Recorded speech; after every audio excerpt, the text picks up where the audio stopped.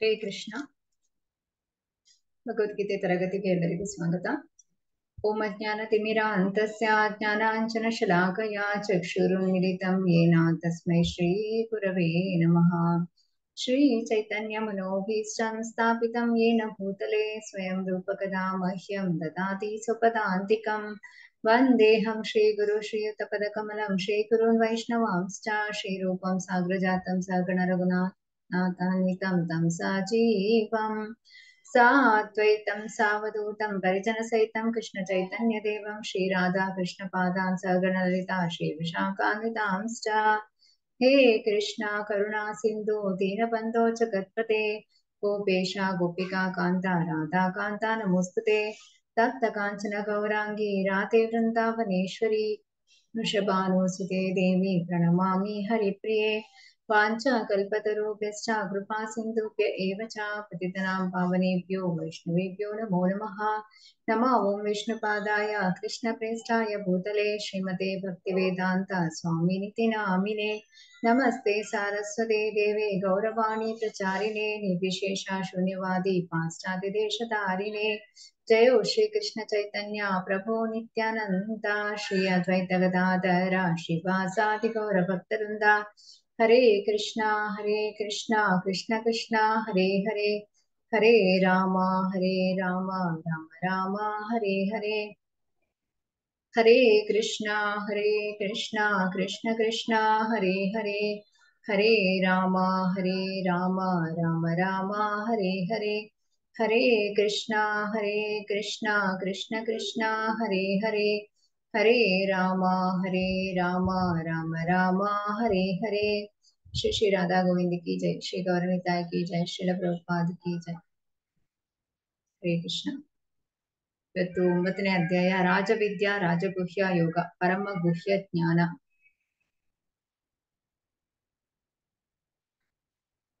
ನಾವು 8ನೇ ಅಧ್ಯಾಯದಲ್ಲಿ ಅರ್ಜುನ ಭಗವಂತನಲ್ಲಿ ಮಹತ್ವದ ಪ್ರಶ್ನೆಯನ್ನು ಕೇಳ್ತಾನೆ. ಅಂತ್ಯಕಾಲದಲ್ಲಿ ನಿನ್ನನ್ನು ಸ್ಮರಿಸುವುದು, ನಿನ್ನ ಸ್ಮರಣೆ ಹೇಗೆ ಮಾಡುವುದು ಅಂತ. ಅದಕ್ಕೆ ಭಗವಂತ ಹೇಳ್ತಾನೆ, ಅಂತ್ಯಕಾಲದಲ್ಲಿ ನನ್ನನ್ನು ಸ್ಮರಿಸುವುದಕ್ಕೆ ಅಭ್ಯಾಸವನ್ನು ಮಾಡಬೇಕು. ಮತ್ತೆ ಸಾವನ್ನು ತುಂಬಾ ಸಂತೋಷದಿಂದ ಎದುರಿಸೋದು ಹೇಗೆ ಅಂತ ತಿಳಿದುಕೊಂಡ್ವಿ. ಸಾವಿನ ಸಮಯದಲ್ಲಿ ಭಗವಂತನನ್ನು ಸ್ಮರಿಸಿದ್ರೆ ಭಗವತ್ ಪ್ರಾಪ್ತಿ ಆಗುತ್ತೆ. ಇಲ್ಲದಿದ್ರೆ ನಾವು ಸಾಯುವ ಸಮಯದಲ್ಲಿ ಯಾವ ಭಾವನೆಯಿಂದ ಈ ದೇಹವನ್ನು ಬಿಡ್ತೇವೋ ಅದೇ ದೇಹ ಸಿಗುತ್ತದೆ. ಅದಾದ ಮೇಲೆ ಹೇಗೆ ಈ 14 ಲೋಕಗಳಿಂದ ಈ ಜನ್ಮ ಮೃತ್ಯು ಜರ ವ್ಯಾಧಿ ಹೇಗೆ ಅದರಿಂದ ಹೊರಗೆ ಬರೋದು ಅಂತ ಹೇಳುವಂಥದ್ದು ತಿಳಿದುಕೊಂಡ್ವಿ. ಅದಾದ್ಮೇಲೆ ಭಗವಂತ ಹೇಳ್ತಾನೆ, ವೇದಗಳನ್ನು ಅಭ್ಯಾಸ ಮಾಡುವುದರಿಂದ, ಯಾಗ ಯಜ್ಞಗಳನ್ನು ಮಾಡುವುದಾಗಲಿ, ತಪಸ್ಸನ್ನು ಮಾಡುವುದಾಗಲಿ, ಇದೆಲ್ಲವೂ ಮಾಡುವುದರಿಂದ ಬರುವ ಫಲವು ಭಕ್ತಿ ಸೇವೆಯನ್ನು ಮಾಡುವುದರಿಂದ ಕಳೆದುಕೊಳ್ಳಬೇಕಾಗಿಲ್ಲ, ಎಲ್ಲವೂ ಅದರಲ್ಲಿ ಬರ್ತದೆ.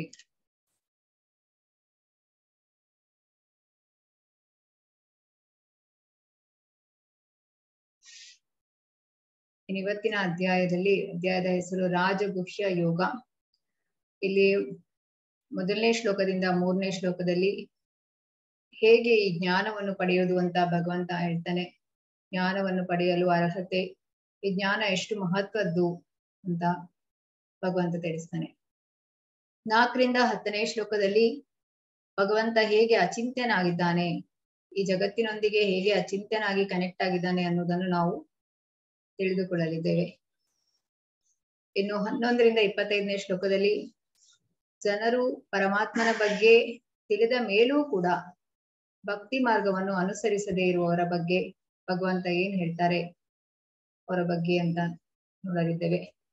ಕೊನೆಗೆ ಅನನ್ಯ ಭಕ್ತಿ ಇದರ ಬಗ್ಗೆ ಹೇಳಲಾಗ್ತದೆ. 26ರಿಂದ 34ನೇ ಶ್ಲೋಕದಲ್ಲಿ ಭಕ್ತಿ ಮಾರ್ಗದ ಮಹಿಮೆಯ ಬಗ್ಗೆ ವಿವರಿಸಲಾಗಿದೆ. ಈ ವಿಭಾಗದಲ್ಲಿ ಭಗವಂತ ಮತ್ತು ಭಕ್ತರ ನಡುವೆ ಸ್ನೇಹ ಸಂಬಂಧದ ಬಗ್ಗೆ ಹೇಳಲಾಗಿದೆ. ಕೃಷ್ಣ ಹೇಗೆ ಭಕ್ತಿಗೆ ಸ್ಪಂದಿಸ್ತಾನೆ ಅನ್ನೋದನ್ನು ನಾವು ತಿಳಿಯಲಿದ್ದೇವೆ. ಇಲ್ಲಿ ಗುಹ್ಯ, ಗುಹ್ಯತರ, ಗುಹ್ಯತಮ. ಗುಹ್ಯ ಅಂತ ಹೇಳಿದ್ರೆ ಕಾನ್ಫಿಡೆನ್ಷಿಯಲ್, ಗುಹ್ಯತರ ಅಂದ್ರೆ ಮೋರ್ ಕಾನ್ಫಿಡೆನ್ಷಿಯಲ್, ಗುಹ್ಯತಮ ಅಂತ ಹೇಳಿದ್ರೆ ಮೋಸ್ಟ್ ಕಾನ್ಫಿಡೆನ್ಷಿಯಲ್. ಈ 1ನೇ ಅಧ್ಯಾಯದಿಂದ 6ನೇ ಅಧ್ಯಾಯದವರೆಗೆ ಗುಹ್ಯ ದೇಹ ಮತ್ತು ಆತ್ಮದ ಬಗ್ಗೆ, 7ರಿಂದ 8ನೇ ಅಧ್ಯಾಯ ಗುಹ್ಯತರ ಆತ್ಮ ಪರಮಾತ್ಮನ ಬಗ್ಗೆ. ಈ 9ನೇ ಅಧ್ಯಾಯ ಕೇವಲ ಭಕ್ತಿ ಬಗ್ಗೆ, ಗುಹ್ಯತಮ. ಇಲ್ಲಿ ಗುಹ್ಯ ಅಂತ ಹೇಳಿದ್ರೆ ಜ್ಞಾನಿ ಅಂತ ಹೇಳಿದ್ರೆ ಬ್ರಹ್ಮನ್ ಸಾಕ್ಷಾತ್ಕಾರ. ನಾನು ದೇಹವಲ್ಲ, ನಾನು ಆತ್ಮ ಅಂತ ತಿಳಿಯುತ್ತಾರೆ. ಅಂದ್ರೆ ಇದ್ರಲ್ಲಿ ಸಚ್ಚಿದಾನಂದದಲ್ಲಿ ಇಲ್ಲಿ ಸತ್ ಎಟರ್ನಲ್ ಮಾತ್ರ ಬರುತ್ತೆ. ಗುಹ್ಯತರ ಅಂತ ಹೇಳಿದ್ರೆ ಯೋಗಿ, ಅವರು ಪರಮಾತ್ಮ ಸಾಕ್ಷಾತ್ಕಾರ ಬಂದದ್ದು. ಅವ್ರಿಗೆ ಆತ್ಮ ಪರಮಾತ್ಮನ ಬಗ್ಗೆ ಗೊತ್ತಿರ್ತದೆ. ಅಂದ್ರೆ ಸಚ್ಚಿತ್, ಸತ್ ಅಂತ ಹೇಳಿದ್ರೆ ಎಟರ್ನಲ್ ಶಾಶ್ವತ, ಚಿತ್ ಅಂದ್ರೆ ನಾಲೆಜ್ ಜ್ಞಾನ. ನೆಕ್ಸ್ಟ್ ಗುಹ್ಯತಮ ಭಕ್ತ, ಈ ಭಕ್ತನಿಗೆ ಭಗವಾನ್ ಸಾಕ್ಷಾತ್ಕಾರ ಆಗುತ್ತೆ. ಸಚ್ಚಿತ್ ಆನಂದ, ಇಲ್ಲಿ ಶಾಶ್ವತವಾಗಿರುವಂತದ್ದು ಜ್ಞಾನ ಮತ್ತು ಆನಂದ, ಹ್ಯಾಪಿನೆಸ್. ಇಲ್ಲಿ ಭಕ್ತ 5 ರಸದಲ್ಲಿ ಭಗವಂತನ ಸೇವೆ ಮಾಡ್ತಾನೆ.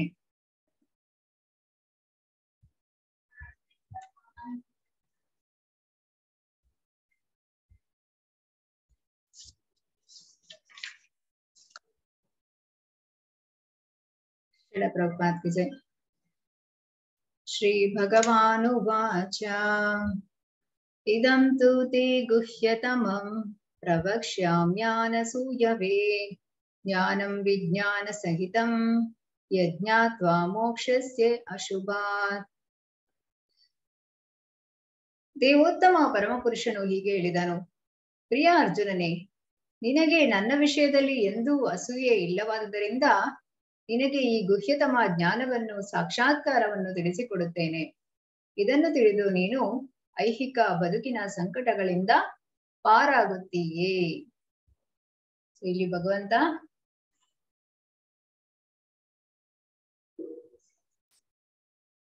ಮನುಷ್ಯ ರೂಪದಲ್ಲಿ ಕಾಣಿಸಿಕೊಂಡಾಗ ನಾವು ಅಂದುಕೊಳ್ತೇವೆ ಕೃಷ್ಣ ನಮ್ಮ ಹಾಗೆ ಸಾಮಾನ್ಯ ಮನುಷ್ಯ ಅಂತೇಳಿ. ಆ ರೀತಿ ಭಗವಂತನನ್ನು ನಮ್ಮಂತೆ ಎಂದು ಭಾವಿಸಿದ್ರೆ ಅಸೂಯೆ ಅಂತ ಹೇಳಲಾಗ್ತದೆ. ಯಾಕಂದ್ರೆ ಭಗವಂತನ ಒಂದು ಸುಪ್ರಮೆಸಿ ಯಾರು ನಮ್ಮಂತೆ ಭಗವಂತ ಅಂತ ಒಪ್ಪಿಕೊಳ್ತಾರೆ ಭಾವಿಸ್ತಾರೆ, ಅವರು ಭಗವಂತನ ಒಂದು ಸುಪ್ರಮೆಸಿಯನ್ನು ಒಪ್ಪಿಕೊಳ್ಳೋದಿಲ್ಲ. ಇಲ್ಲಿ ಅರ್ಜುನನಿಗೆ ಅಸೂಯೆ ಇಲ್ಲ. ಅದಕ್ಕೆ ಇಲ್ಲಿ ಭಗವಂತ ಅರ್ಜುನನನ್ನು ಅನಸೂಯ ಅಂತ ಕರೆಯುವಂಥದ್ದು. ಅಸೂಯೆ ಇಲ್ಲ ಅರ್ಜುನನಿಗೆ.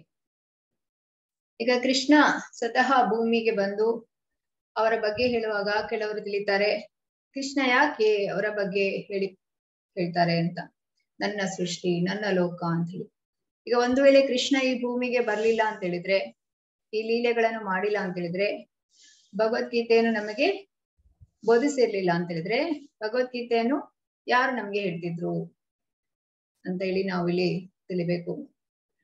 ಈಗ ನಮ್ಮ ಆಚಾರ್ಯರು, ಗುರುಗಳು ಅವರಿಗೂ ಕೂಡ ಹೇಗೆ ಗೊತ್ತಾಗ್ತಿತ್ತು? ಭಗವಂತ ಈ ಭೂಮಿಗೆ ಬಂದು ಹೇಳಿದ್ರಿಂದಲೇ ಗೊತ್ತಾಗಿದ್ದು ಹೊರತು ಅವರಿಗೂ ಕೂಡ ತನ್ನಿಂದ ತಾನೇ ಯಾವುದು ಗೊತ್ತಾಗ್ಲಿಲ್ಲ. ಸೊ ಇಲ್ಲಿ ಭಗವಂತನ ಲೀಲೆ, ಭಗವಂತ ಈ ಪೃಥ್ವಿಗೆ ಬರ್ತಾರೆ, ಲೀಲೆಯನ್ನು ಮಾಡ್ತಾರೆ. ಅವರ ಲೀಲೆ, ರೂಪ, ಗುಣ, ಮಹಾತ್ಮೆಯನ್ನು ತಿಳಿದು ಭಗವಂತನ ಜೊತೆ ಭಕ್ತಿಪೂರ್ವಕ ಸಂಬಂಧವನ್ನು ನಾವು ಸ್ಥಾಪಿಸುವುದಕ್ಕೆ ನಮಗೆ ಅವಕಾಶ ಕೊಡುವುದಕ್ಕಾಗಿ ಭಗವಂತ ಈ ಪೃಥ್ವಿಯಲ್ಲಿ ಅವತರಿಸ್ತಾರೆ. ಆಗ್ಲಾದ್ರೂ ನಾವು ಭಗವಂತನ ಜೊತೆ ಸಂಬಂಧವನ್ನು ಸ್ಥಾಪಿಸಿ ನಾವು ಭಕ್ತಿಯನ್ನು ಮಾಡ್ಬೇಕು ಅಂತ ಹೇಳಿ. ಈಗ ಇದಕ್ಕೆ ಉದಾಹರಣೆ ಅಂತ ಹೇಳಿದ್ರೆ, ಈಗ ಒಂದು ದೊಡ್ಡ ಕಂಪನಿ ಅಲ್ಲಿ ಸಿಇಒ ಆಗಿರೋರನ್ನ, ಮಾಲೀಕರಾಗಿರೋರನ್ನ ನೀವು ಭೇಟಿಯಾದಾಗ ಅವರು ಅವರ ಬಗ್ಗೆ ಹೇಳ್ತಾರೆ. ಅಂದ್ರೆ ಅವರು ಅವರ ವಿಸಿಟಿಂಗ್ ಕಾರ್ಡ್ ಕೊಡ್ತಾರೆ. ನಂತರ ಹೇಳ್ತಾರೆ, ಇದು ನನ್ನ ಕಂಪನಿ, ಇವರು ನನ್ನ ಕೆಲಸದವರು, ಇದು ನನ್ನ ಪ್ರಾಡಕ್ಟ್ಸ್, ಇದು ನನ್ನ ಡೀಲರ್ಸ್, ಇವರಿಗೆಲ್ಲ ಸಪ್ಲೈ ಮಾಡ್ತೇವೆ, ಈ ರೀತಿಯಾಗಿ ಹೇಳ್ತಾರೆ. ಸೊ ಇದು ನನ್ನ ಕಂಪನಿ ಅಂತ ಹಾಗೆ ಹೇಳ್ತಾರೆ. ಅದರಲ್ಲಿ ಏನಾದ್ರೂ ಉತ್ಪ್ರೇಕ್ಷೆ ಇದೆಯಾ? ಇಲ್ಲ. ಅವರೇ ಕಂಪನಿಯ ಮಾಲೀಕರು. ಅವರು ಅವರ ಕಂಪನಿಯ ಬಗ್ಗೆ ಹೇಳೋದ್ರಲ್ಲಿ ಯಾವುದೇ ಉತ್ಪ್ರೇಕ್ಷೆ ಇಲ್ಲ. ಅದೇ ತರಹ ಕೃಷ್ಣ ಸೃಷ್ಟಿಸಿದ ಜಗತ್ತು, ಕೃಷ್ಣ ಈ ಸೃಷ್ಟಿಯ ಬಗ್ಗೆ ಮಾತಾಡ್ತಾರೆ. ಕೃಷ್ಣ ಆಧ್ಯಾತ್ಮಿಕ ಮತ್ತು ಭೌತಿಕ ಎರಡೂ ಲೋಕದ ಮಹೇಶ್ವರ ಕೂಡ ಹೌದು. ಅವರು ಅದರ ಬಗ್ಗೆ ಮಾತಾಡ್ತಾರೆ. ಭಗವಂತ ಹೇಳುವಂಥದ್ದು, ಈ ಜ್ಞಾನವನ್ನು ನೀನು ಪಡೆದು ಈ ಐಹಿಕ ಬಂಧನದಿಂದ ಪಾರಾಗ್ತೀಯಾ. ಸೊ ನಮ್ಮಲ್ಲಿ ಅಸೂಯೆ ಇದ್ರೆ ನಾವು ಜೀವನದಲ್ಲಿ ಮುಂದೆ ಬರ್ಲಿಕ್ಕೆ ಆಗೋದಿಲ್ಲ. ಸೊ ಅಸೂಯೆ ಅನ್ನುವಂಥದ್ದು ಒಂದು ನೆಗೆಟಿವ್ ಥಾಟ್ಸ್. ಅದಾದ್ಮೇಲೆ ನಮ್ಗೆ ಬೇರೆಯವರ ಮೇಲೆ ಸಂಶಯ ಪಟ್ರೆ, ನಮಗೆ ನಂಬಿಕೆ ಇಲ್ಲದೆ ಇದ್ರೆ, ಮತ್ತೆ ಅಸೂಯೆ ಇದ್ರೆ ನಾವು ಏನನ್ನೂ ಸಾಧಿಸ್ಲಿಕ್ಕೆ ಆಗುದಿಲ್ಲ, ಎಲ್ಲವನ್ನು ಕಳೆದುಕೊಳ್ತೇವೆ. ನಮ್ಮ ಜೀವನದಲ್ಲಿ ಒಳ್ಳೆಯ ಘಟನೆಗಳು, ಒಳ್ಳೆಯ ವಿಷಯಗಳು ಯಾವಾಗ ಘಟಿಸ್ತದೆ ಅಂತ ಹೇಳಿದ್ರೆ ಶ್ರದ್ಧೆ ಮತ್ತು ಪ್ರೀತಿ ಇದ್ದಾಗ ಮಾತ್ರ. ಹಾಗೆ ನಮ್ಗೆ ಭಗವಂತನ ಮೇಲೆ ಶ್ರದ್ಧೆ ಮತ್ತು ಪ್ರೀತಿ ಇದ್ದಾಗ ಮಾತ್ರ ಭಗವಂತನ ಬಗ್ಗೆ ನಮಗೆ ಅರ್ಥವಾಗ್ತದೆ.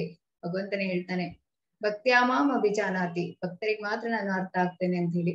ಹಾಗಾಗಿ ನಮಗೆ ನಾವು ಶ್ರದ್ಧೆ ಮತ್ತು ಪ್ರೀತಿಯನ್ನು ಭಗವಂತನಲ್ಲಿ ಇರ್ಬೇಕು. ರಾಜವಿದ್ಯಾ ರಾಜಗುಹ್ಯಂ ಪವಿತ್ರಾಮಿದಮುತ್ತಮಂ ಪ್ರತ್ಯಕ್ಷಾವಗಮಂ ಧರ್ಮ್ಯಂ ಸುಸುಖಂ ಕರ್ತುಮವ್ಯಯಂ. ಇದು ರಾಜವಿದ್ಯೆ, ಎಲ್ಲ ರಹಸ್ಯಗಳಲ್ಲಿ ಅತ್ಯಂತ ರಹಸ್ಯವಾದದ್ದು. ಇದು ಅತ್ಯಂತ ಪರಿಶುದ್ಧ ಜ್ಞಾನ. ಸಾಕ್ಷಾತ್ಕಾರದಿಂದ ಆತ್ಮದ ನೇರ ತಿಳುವಳಿಕೆಯನ್ನು ಕೊಡುವುದರಿಂದ ಇದು ಧರ್ಮದ ಪರಿಪೂರ್ಣತೆ. ಇದು ಶಾಶ್ವತವಾದದ್ದು ಮತ್ತು ಸಂತೋಷದಿಂದ ಅನುಷ್ಠಾನ ಮಾಡುವಂತಹುದು. ಇಲ್ಲಿ ಭಗವಂತ ಹೇಳುವಂಥದ್ದು, ಇದು ಎಲ್ಲಾ ವಿದ್ಯೆಗಳ ರಾಜ, ಪರಿಶುದ್ಧವಾಗಿರುವಂತಹ ಜ್ಞಾನ. ಇದು ನಮಗೆ ಆತ್ಮ ಸಾಕ್ಷಾತ್ಕಾರದ ತಿಳುವಳಿಕೆಯನ್ನು ಕೊಡುವುದರಿಂದ ಇದನ್ನು ನಾವು ತಿಳಿದುಕೊಂಡ್ರೆ ಇದು ಧರ್ಮದ ಪರಿಪೂರ್ಣತೆ ಎಂದು ನಾವು ಅರ್ಥ ಮಾಡಿಕೊಳ್ಬಹುದು. ಇದು ಶಾಶ್ವತವಾದದ್ದು ಮತ್ತು ಸಂತೋಷದಿಂದ ಅನುಷ್ಠಾನ ಮಾಡುವಂಥದ್ದು. ಸುಸುಖಂ, ಸುಸುಖಂ ಅಂತ ಹೇಳಿದ್ರೆ ಸಂತೋಷದಿಂದ, ಯಾವುದೇ ಕಷ್ಟ ಇಲ್ಲ. ಭಕ್ತಿ ಮಾರ್ಗದಲ್ಲಿ ತುಂಬಾ ಸರಳ. ಕೃಷ್ಣ ಪ್ರಜ್ಞೆಯಲ್ಲಿರುವವರು ಯಾವಾಗ್ಲೂ ಸಂತೋಷವಾಗಿರ್ತಾರೆ. ಯಾಕಂತ ಹೇಳಿದ್ರೆ ಅವರಿಗೆ ಆತಂಕ ಇರೋದಿಲ್ಲ, ಒತ್ತಡ ಇರೋದಿಲ್ಲ, ಯಾವುದೇ ಡಿಪ್ರೆಷನ್ಗೆ ಒಳಗಾಗೋದಿಲ್ಲ. ಯಾವಾಗ್ಲೂ ಸಂತೋಷದಿಂದ ಇರುವಂತದ್ದು. ಆನಂದವೇ, ಆನಂದದ ಮೂಲವೇ ಭಗವಂತ. ಸೊ ಭಗವಂತನ ಜೊತೆ ನಾವು ಕನೆಕ್ಟ್ ಆದಾಗ ಮಾತ್ರ ನಮಗೆ ಆನಂದವಾಗಿರಲು ಸಾಧ್ಯ. ಆದ್ರಿಂದ ಕೃಷ್ಣ ಪ್ರಜ್ಞೆ ಎಂಬುದು ಇದು ಶಾಶ್ವತವಾಗಿರುವಂತದ್ದು, ಮತ್ತೆ ಇಲ್ಲಿ ಕಷ್ಟ ಕೂಡ ಇಲ್ಲ. ಯಾಕೆ ಸಂತೋಷವಾಗಿರ್ತಾರೆ ಅಂತ ಹೇಳಿದ್ರೆ ಕೃಷ್ಣ ಪ್ರಜ್ಞೆಯಲ್ಲಿ ಅಲ್ಲಿ ಪ್ರಭುಪಾದರು ಹೇಳ್ತಾರೆ, ಈಟ್ ಪ್ರಸಾದಂ ಚಾಂಟ್ ಡ್ಯಾನ್ಸ್ ಅಂತೇಳಿ ಹೇಳಿದ್ರೆ ಆ ಒಂದು ಜಪ ಮಾಡುವಂಥದ್ದು, ಭಗವಂತನ ಮುಂದೆ ಕೀರ್ತನೆ ಮಾಡಿ ನೃತ್ಯ ಮಾಡುವಂಥದ್ದು ಮತ್ತು ಪ್ರಸಾದವನ್ನು ಸ್ವೀಕರಿಸುವಂಥದ್ದು. ಇದನ್ನು ಮಾಡೋದ್ರಿಂದ ಸಂತೋಷವಾಗಿರ್ತಾರೆ. ಮತ್ತೆ ನಮ್ಮ ಎಲ್ಲಾ ಪಾಪಗಳು ಕಡಿಮೆ ಆಗುತ್ತೆ. ಕಷ್ಟಗಳು ಬಂದ್ರೂ ಕೂಡ ಹೇಗೆ ಅದನ್ನ ಫೇಸ್ ಮಾಡ್ಬೇಕು ಅನ್ನೋದೊಂದು ಧೈರ್ಯ ಬರುತ್ತೆ. ಕೃಷ್ಣ ಪ್ರಜ್ಞೆಯಲ್ಲಿ ಬಂದ್ರೆ ನಮ್ಮ ಎಲ್ಲಾ ಕರ್ಮಗಳು ನಾಶವಾಗುತ್ತೆ. ಅದು ಬೀಜ ರೂಪದಲ್ಲಿರಲಿ, ಸಸಿ ರೂಪದಲ್ಲಿರ್ಲಿ, ಅಥವಾ ಬೆಳೆದು ಹೆಮ್ಮರವಾಗಿ ಫಲ ನೀಡುವ ಹಂತದಲ್ಲಿರ್ಲಿ, ನಮ್ಮ ಎಲ್ಲಾ ಕರ್ಮಗಳು ನಾಶವಾಗಿ ಹೋಗುತ್ತೆ. ಯಾಕೆಂದ್ರೆ ನಮಗೆ ಗೊತ್ತಿಲ್ಲದೇನೆ ನಾವು ಎಷ್ಟೋ ಜನ್ಮಗಳಿಂದ ಪಾಪಗಳನ್ನು ಮಾಡಿರ್ತೀವಿ. ಬೀಜ ಬಿತ್ತುವ ಮೂಲಕ ಅದು ತಕ್ಷಣ ಫಲ ಸಿಗ್ಲಿಕ್ಕೆ ಸಾಧ್ಯ ಇಲ್ಲ. ಆದ್ರೆ ಇದೆಲ್ಲವೂ ಕೂಡ ಭಗವಂತನ ಭಕ್ತಿ ಮಾಡೋದ್ರಿಂದ ನಾಶವಾಗಿ ಹೋಗುತ್ತೆ. ಈಗ ನಮ್ಮ ಹಿಂದಿನ ಜನ್ಮದ ಪಾಪ ಪುಣ್ಯಗಳಿಂದ ನಮ್ಮ ಈಗಿನ ಜೀವನದಲ್ಲಿ ನಾವು ಸಂತೋಷ ಮತ್ತು ದುಃಖವನ್ನು ಅನುಭವಿಸ್ತಾ ಇರ್ತೇವೆ. ಸೊ ಈಗ ನಾವು ಏನ್ ಬದುಕ್ತಾ ಇರ್ತೀವಿ ಅದರ ಅನುಗುಣವಾಗಿ ನಮ್ಮ ಮುಂದಿನ ಜನ್ಮವು ನಿರ್ಧಾರವಾಗುತ್ತೆ. ಆದ್ರಿಂದ ಇದು ಎಲ್ಲದರ ಪಾಪ ಕರ್ಮಗಳನ್ನು ಭಕ್ತಿ ಮಾಡೋದ್ರಿಂದ ನಮಗೆ ಭಕ್ತಿಯಿಂದ ಇದೆಲ್ಲವೂ ಕೂಡ ಪಾಪ ಕರ್ಮಗಳಿಂದ ನಾವು ಮುಕ್ತರಾಗಬಹುದು. ಈಗ ನೀವು ನಿನ್ನೆ ಒಬ್ರು ಪ್ರಶ್ನೆ ಕೇಳಿದ್ರು, ಒಳ್ಳೆ ಜನರಿಗೆ ಯಾಕೆ ಕಷ್ಟ ಬರುತ್ತೆ ಅಂತೇಳಿ. ಯಾಕೆ ಕಷ್ಟ ಬರುತ್ತೆ ಅಂತ ಹೇಳಿದ್ರೆ ನಾವು ಬಿತ್ತಿದ ಬೀಜಕ್ಕೆ ಅನುಗುಣವಾಗಿ ನಾವು ಫಲವನ್ನು ಪಡೆದುಕೊಳ್ತೇವೆ. ಈಗ ನಾವು ನೋಡ್ಲಿಕ್ಕೆ ಈಗ ಒಳ್ಳೆಯವರು ಅಂತ ಇರ್ಬೋದು, ಆದ್ರೆ ಅವರು ಹಿಂದಿನ ಜನ್ಮದಲ್ಲಿ ಏನ್ ಮಾಡಿದ್ದಾರೆ ಅದರ ಫಲವನ್ನು ಈ ಜನ್ಮದಲ್ಲಿ ಅನುಭವಿಸ್ತಾ ಇರ್ತಾರೆ.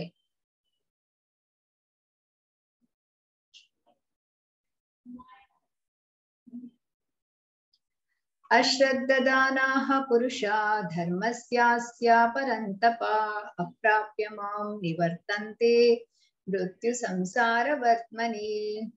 ಶತ್ರು ಸಂಹಾರಕನಾದ ಅರ್ಜುನನೇ, ಈ ಭಕ್ತಿ ಸೇವೆಯಲ್ಲಿ ಶ್ರದ್ಧಾವಂತರಲ್ಲದವರು ನನ್ನನ್ನು ಪಡೆಯಲಾರರು. ಆದ್ದರಿಂದ ಅವರು ಈ ಐಹಿಕ ಜಗತ್ತಿನಲ್ಲಿ ಜನನ ಮರಣಗಳ ಮಾರ್ಗಕ್ಕೆ ಹಿಂದಿರುಗುವರು. ಇಲ್ಲಿ ಭಕ್ತಿ ಸೇವೆಯಲ್ಲಿ ನಮಗೆ ಮುಖ್ಯವಾದ ಅರ್ಹತೆ ಏನು? ಭಗವಂತನನ್ನು ಅರ್ಥ ಮಾಡಿಕೊಳ್ಳೋದಕ್ಕೆ ನಮ್ಮಲ್ಲಿ ಶ್ರದ್ಧೆ ಮತ್ತು ಪ್ರೀತಿ ಇರಬೇಕು. ಭಗವಂತನನ್ನು ಅರಿತುಕೊಳ್ಳೋದಕ್ಕೆ ಶ್ರದ್ಧೆ ಇಲ್ಲದಿದ್ರೆ ನಮ್ಮ ಭಗವಂತನನ್ನು ಅರಿತುಕೊಳ್ಳೋದಕ್ಕೆ ಸಾಧ್ಯ ಇಲ್ಲ. ಶ್ರದ್ಧೆ ಇಲ್ಲದವರು ಮತ್ತೆ ಇಲ್ಲಿ ಜನನ ಮರಣಗಳ ಈ ಒಂದು ಮಾರ್ಗಕ್ಕೆ ಹಿಂದಿರುಗುತ್ತಾರೆ. ಮಯಾ ತಥಾಮಿದಂ ಸರ್ವಂ ಜಗದವ್ಯಕ್ತಮೂರ್ತಿನಾ ಮತ್ಸ್ಥಾನಿ ಸರ್ವಭೂತಾನಿ ನ ಚಾಹಂ ತೇಷ್ವವಸ್ಥಿತಃ.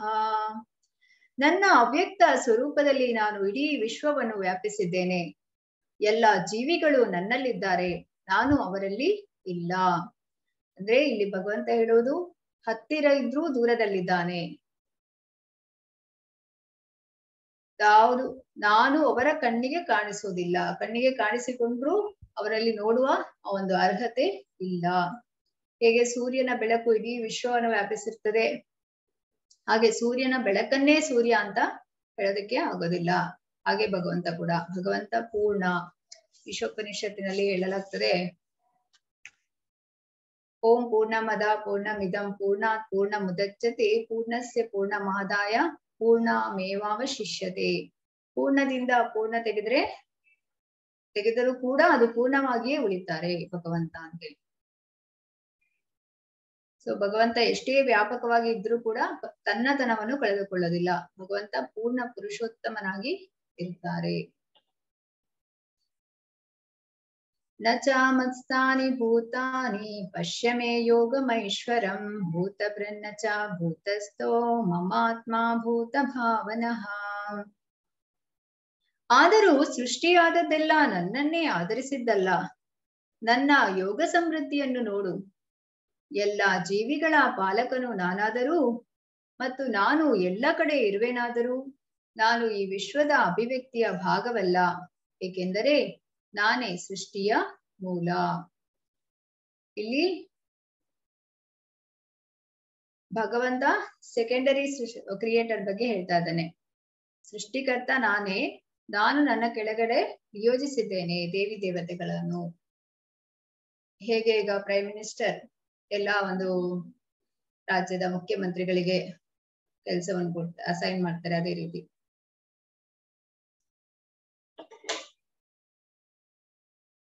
ಯಥಾಕಾಶ ಸ್ಥಿತೋ ನಿತ್ಯಂ ವಾಯು ಸರ್ವತ್ರ ಗೋ ಮಹಾನ್ ತಥಾ ಸರ್ವಾಣಿ ಭೂತಾನಿ ಮತ್ಸ್ಥಾನಿ ನಿತ್ಯುಪಧಾರಯ.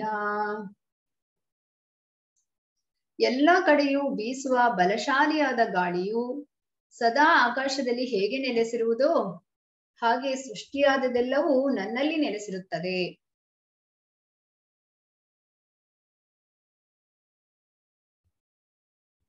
ಎಲ್ಲವೂ ಕೂಡ ಭಗವಂತನಲ್ಲಿ ನೆಲೆಸಿರುತ್ತದೆ.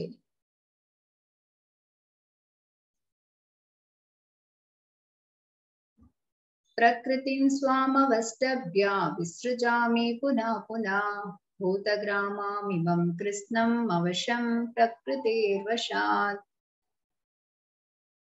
ಇಡೀ ವಿಶ್ವ ವ್ಯವಸ್ಥೆಯು ನನ್ನ ಅಧೀನವಾಗಿದೆ. ನನ್ನ ಸಂಕಲ್ಪದಿಂದ ಅದು ಮತ್ತೆ ಮತ್ತೆ ರೂಪ ತಾಳುತ್ತದೆ ಮತ್ತು ನನ್ನ ಸಂಕಲ್ಪದಿಂದ ಕೊನೆಗೆ ಅದು ನಾಶವಾಗುತ್ತದೆ.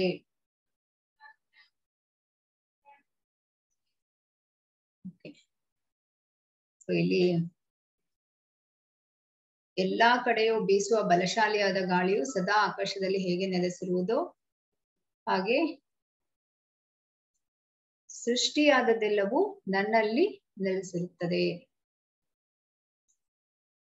ಭಗವಂತನ ಇಚ್ಛೆ ಇಲ್ಲದೆ ಒಂದು ಹುಲ್ಲು ಕಡ್ಡಿ ಕೂಡ ಅಲುಗಾಡುವುದಿಲ್ಲ ಅಂತ ನಾವು ಕೇಳಿದ್ದೇವೆ. ಹೀಗೆ ಎಲ್ಲವೂ ಅವನ ಇಚ್ಛೆಯಂತೆ ಚಲಿಸುತ್ತದೆ. ಅವನ ಇಚ್ಛೆಯಿಂದ ಎಲ್ಲವೂ ಸೃಷ್ಟಿಯಾಗ್ತದೆ, ಎಲ್ಲದರ ಪಾಲನೆ ಆಗ್ತದೆ, ಎಲ್ಲ ನಾಶವಾಗ್ತದೆ. ಆದರೂ ಆಕಾಶವು ಯಾವಾಗ್ಲೂ ವಾಯುವಿನಿಂದ ಕ್ರಿಯೆಗಳಿಂದ ದೂರವಿರುವಂತೆ ಅವನು ಎಲ್ಲದರಿಂದ ದೂರವಿರ್ತಾನೆ. ಭಗವಂತನ ಆದೇಶದಿಂದ ಸೂರ್ಯ ಚಂದ್ರ ಮತ್ತಿತರ ಬೃಹತ್ ಗ್ರಹಗಳು ಚಲಿಸ್ತದೆ. ಬ್ರಹ್ಮ ಸಂಹಿತೆಯಲ್ಲಿ ಹೇಳಿದೆ, ಯಚ್ಚಕ್ಷುರೇಶ ಸವಿತಾ ಸಕಲಾ ಗ್ರಹಾಣಾಂ ರಾಜ ಸಮಸ್ತ ಸುರಮೂರ್ತಿರಶೇಷ ತೇಜಾಹ ಯಸ್ಯಾಜ್ಞೆಯ ಭ್ರಮತಿ ಸಂವ್ರತ ಕಾಲಚಕ್ರೋ ಗೋವಿಂದಮಾದಿ ಪುರುಷಂ ತಮಹಂ ಭಜಾಮಿ. ಇದು ಸೂರ್ಯನ ಚಲನೆಯ ವರ್ಣನೆ. ಸೂರ್ಯ ಚಂದ್ರ ಭಗವಂತನ ಕಣ್ಣುಗಳು. ಭಗವಂತನ ಆಜ್ಞೆ ಮೇರೆಗೆ ಮತ್ತು ಭಗವಂತನ ಇಚ್ಛೆಯ ಪ್ರಕಾರ ತನ್ನ ನಿಗದಿತ ಪದದಲ್ಲಿ ಚಲಿಸ್ತದೆ. ಎಲ್ಲವನ್ನು ಭಗವಂತ ಕಂಟ್ರೋಲ್ ಮಾಡ್ತಿದ್ದಾನೆ.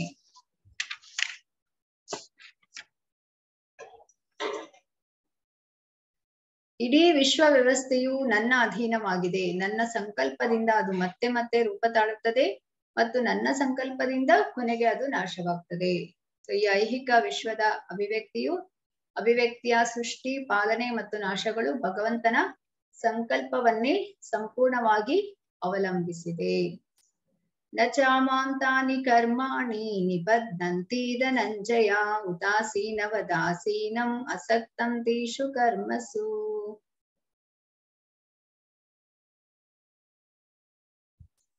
ಧನಂಜಯನೇ, ಈ ಎಲ್ಲಾ ಕಾರ್ಯವು ನನ್ನನ್ನು ಬಂಧಿಸುವುದಿಲ್ಲ. ನಾನು ತಟಸ್ಥನಂತೆ ಕುಳಿತಿದ್ದು ಎಲ್ಲಾ ಐಹಿಕ ಚಟುವಟಿಕೆಗಳ ಬಗ್ಗೆ ನಿರ್ಲಿಪ್ತನಾಗಿರುತ್ತೇನೆ. ಇದಕ್ಕೆ ಹೇಳುವಂಥದ್ದು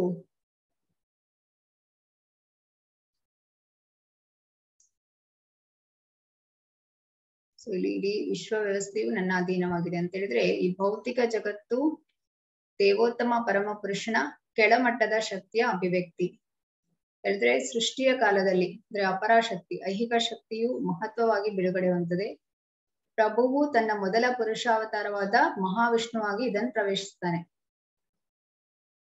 ಕಾರಣೋದಕ ವಿಷ್ಣು ಕಾರಣ ಸಮುದ್ರದಲ್ಲಿ ಮಲಗಿ ತಾನು ಹೊರಬಿಡುವ ಉಸಿರಿನಿಂದ ಲೆಕ್ಕವಿಲ್ಲದಷ್ಟು ವಿಶ್ವಗಳನ್ನು ಸೃಷ್ಟಿ ಮಾಡ್ತಾನೆ. ಮತ್ತು ಪ್ರತಿಯೊಂದು ವಿಶ್ವದಲ್ಲಿ ಭಗವಂತನು ಮತ್ತೆ ಗರ್ಭೋದಕ ವಿಷ್ಣುವಾಗಿ ಪ್ರವೇಶಿಸ್ತಾನೆ.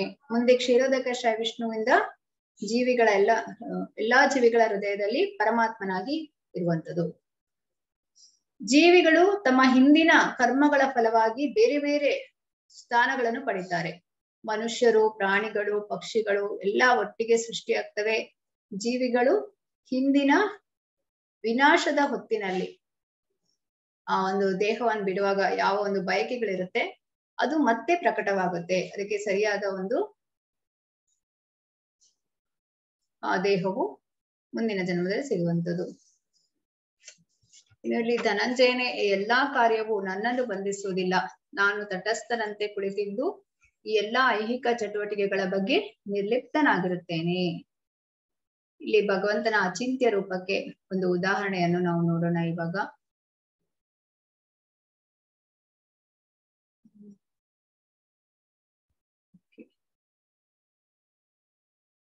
ನಾರದ ಮಹರ್ಷಿಗಳು ಅವರು ಎಲ್ಲಾ ಕಡೆ ಸಂಚರಿಸ್ತಾ ಇರ್ತಾರೆ. ನಾರದ ಮಹರ್ಷಿ ಒಂದು ಬಾರಿ ಒಬ್ಬ ಬ್ರಾಹ್ಮಣನನ್ನು ಭೇಟಿಯಾಗ್ತಾರೆ. ಆ ಬ್ರಾಹ್ಮಣ ಹೇಳ್ತಾನೆ, ನಾರದ ಮಹರ್ಷಿಗಳೇ, ನೀವು ಎಲ್ಲಾ ಲೋಕಗಳೆಲ್ಲ ಸಂಚರಿಸುವಂತ ಒಂದು ಸೌಭಾಗ್ಯವನ್ನು ಪಡೆದಿದ್ದೀರಿ. ನೀವು ಭಗವಂತ ಕೃಷ್ಣನನ್ನು ಕೂಡ ಯಾವಾಗ್ಲೂ ಭೇಟಿ ಆಗ್ತಾ ಇರ್ತೀರಾ. ಈ ಬಾರಿ ನೀವು ಭಗವಂತನನ್ನು ಭೇಟಿ ಆದಾಗ ಕೃಷ್ಣ ಏನು ಮಾಡ್ತಾ ಇದ್ದ ಅಂತ ನನ್ಗೆ ಬಂದು ಹೇಳಿ. ಮತ್ತೆ ನಾನು ಈ ಜನ್ಮದಲ್ಲಿಯೇ ಭಗವಂತನ ಲೋಕಕ್ಕೆ ಬರ್ಬೋದಾ, ಈ ಜನ್ಮದಲ್ಲಿಯೇ ನನಗೆ ಸಾಧ್ಯ ಇದೆಯಾ ಅಂತ ಹೇಳಿ ಅಂತ ಬ್ರಾಹ್ಮಣ ನಾರದ ಮಹರ್ಷಿಗೆ ಹೇಳ್ತಾನೆ. ನಾರದರು ಹೇಳ್ತಾರೆ, ಸರಿ ಹಾಗೆ ಆಗ್ಲಿ, ಭಗವಂತನನ್ನು ಭೇಟಿಯಾದಾಗ ನಿನ್ನ ಬಗ್ಗೆ ಹೇಳ್ತೇನೆ ಅಂತ ಹೇಳ್ತಾರೆ. ಅದಾದ್ಮೇಲೆ ಸ್ವಲ್ಪ ಮುಂದಕ್ಕೆ ಹೋಗ್ತಾರೆ. ಅಲ್ಲಿ ಒಬ್ಬ ಚಮ್ಮಾರ ಸಿಗ್ತಾನೆ ನಾರದ ಮಹರ್ಷಿಗೆ.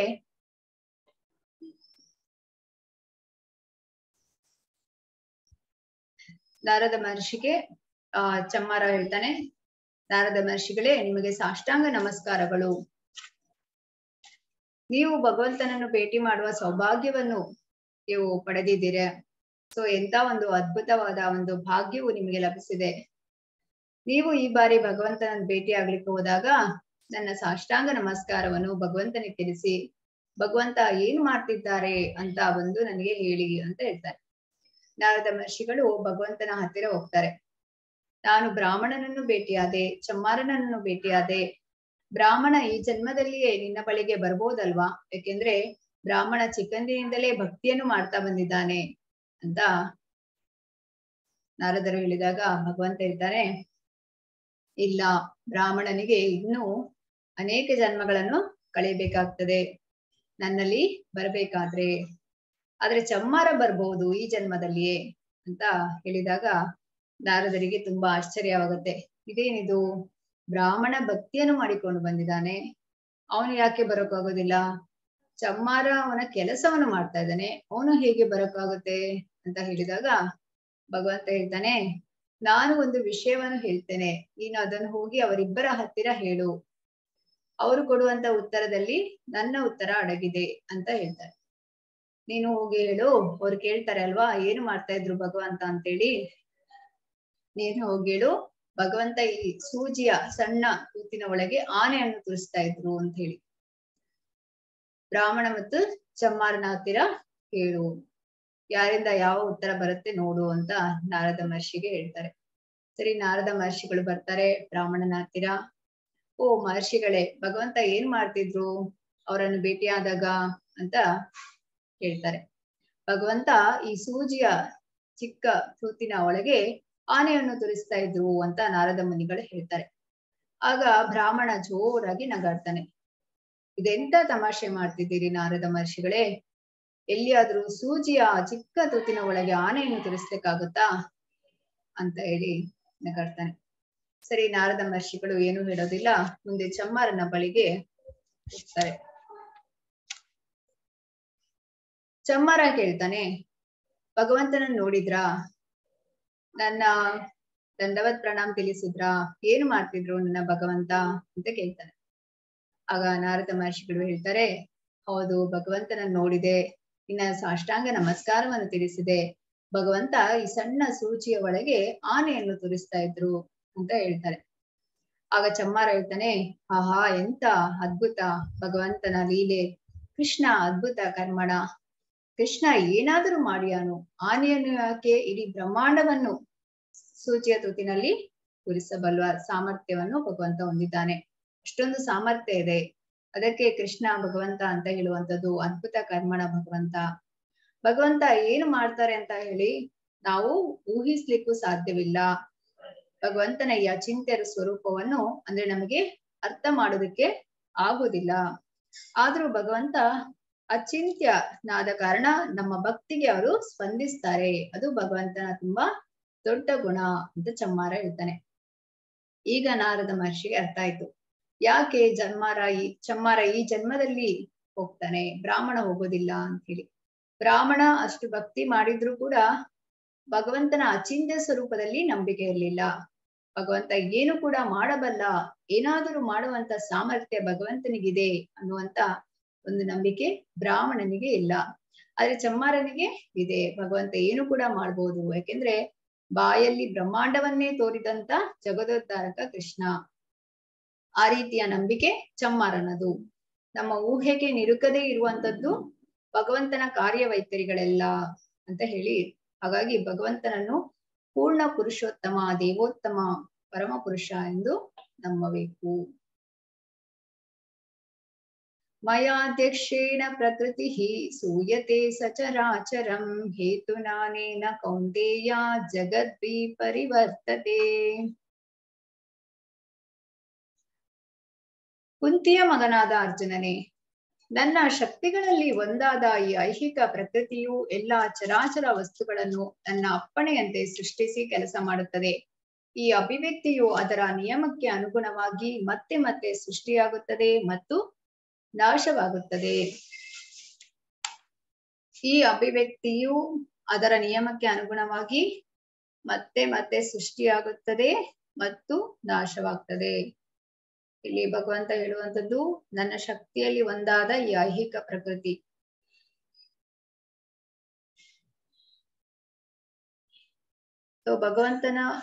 ಭಗವಂತನು ತನ್ನ ನೋಟದ ಮಾತ್ರದಿಂದಲೇ ಈ ಐಹಿಕ ಪ್ರಕೃತಿಯ ಗರ್ಭದೊಳಗೆ ಎಲ್ಲಾ ಜೀವಿಗಳನ್ನು ಸೇರಿಸ್ತಾನೆ.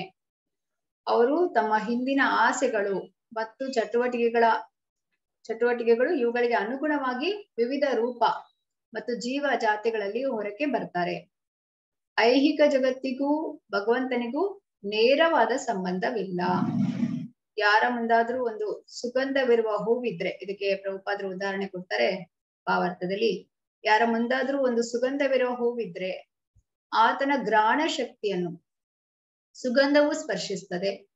ಆದ್ರೆ ಘ್ರಾಣವು ಹೂವು ಒಂದರಿಂದ ಇನ್ನೊಂದು ಬೇರೆ ಆಗಿರ್ತದೆ. ಐಹಿಕ ಜಗತ್ತಿಗೂ ಭಗವಂತನಿಗೂ ಇಂತಹುದೇ ಸಂಬಂಧವಿದೆ. ಭಗವಂತನ ಮೇಲ್ವಿಚಾರಣೆ ಇಲ್ಲದೆ ಐಹಿಕ ಪ್ರಕೃತಿ ಏನನ್ನೂ ಮಾಡಲಾರದು ಅಂತೇಳಿ. ಆದರೂ ಭಗವಂತನು ಎಲ್ಲಾ ಐಹಿಕ ಚಟುವಟಿಕೆಗಳಿಂದ ನಿರ್ಲಿಪ್ತನು. ಅಚಿಂತ್ಯ ಭೇದ ಭೇದ ತತ್ವ ಅಂತ ಹೇಳಲಾಗ್ತದೆ ಇದಕ್ಕೆ.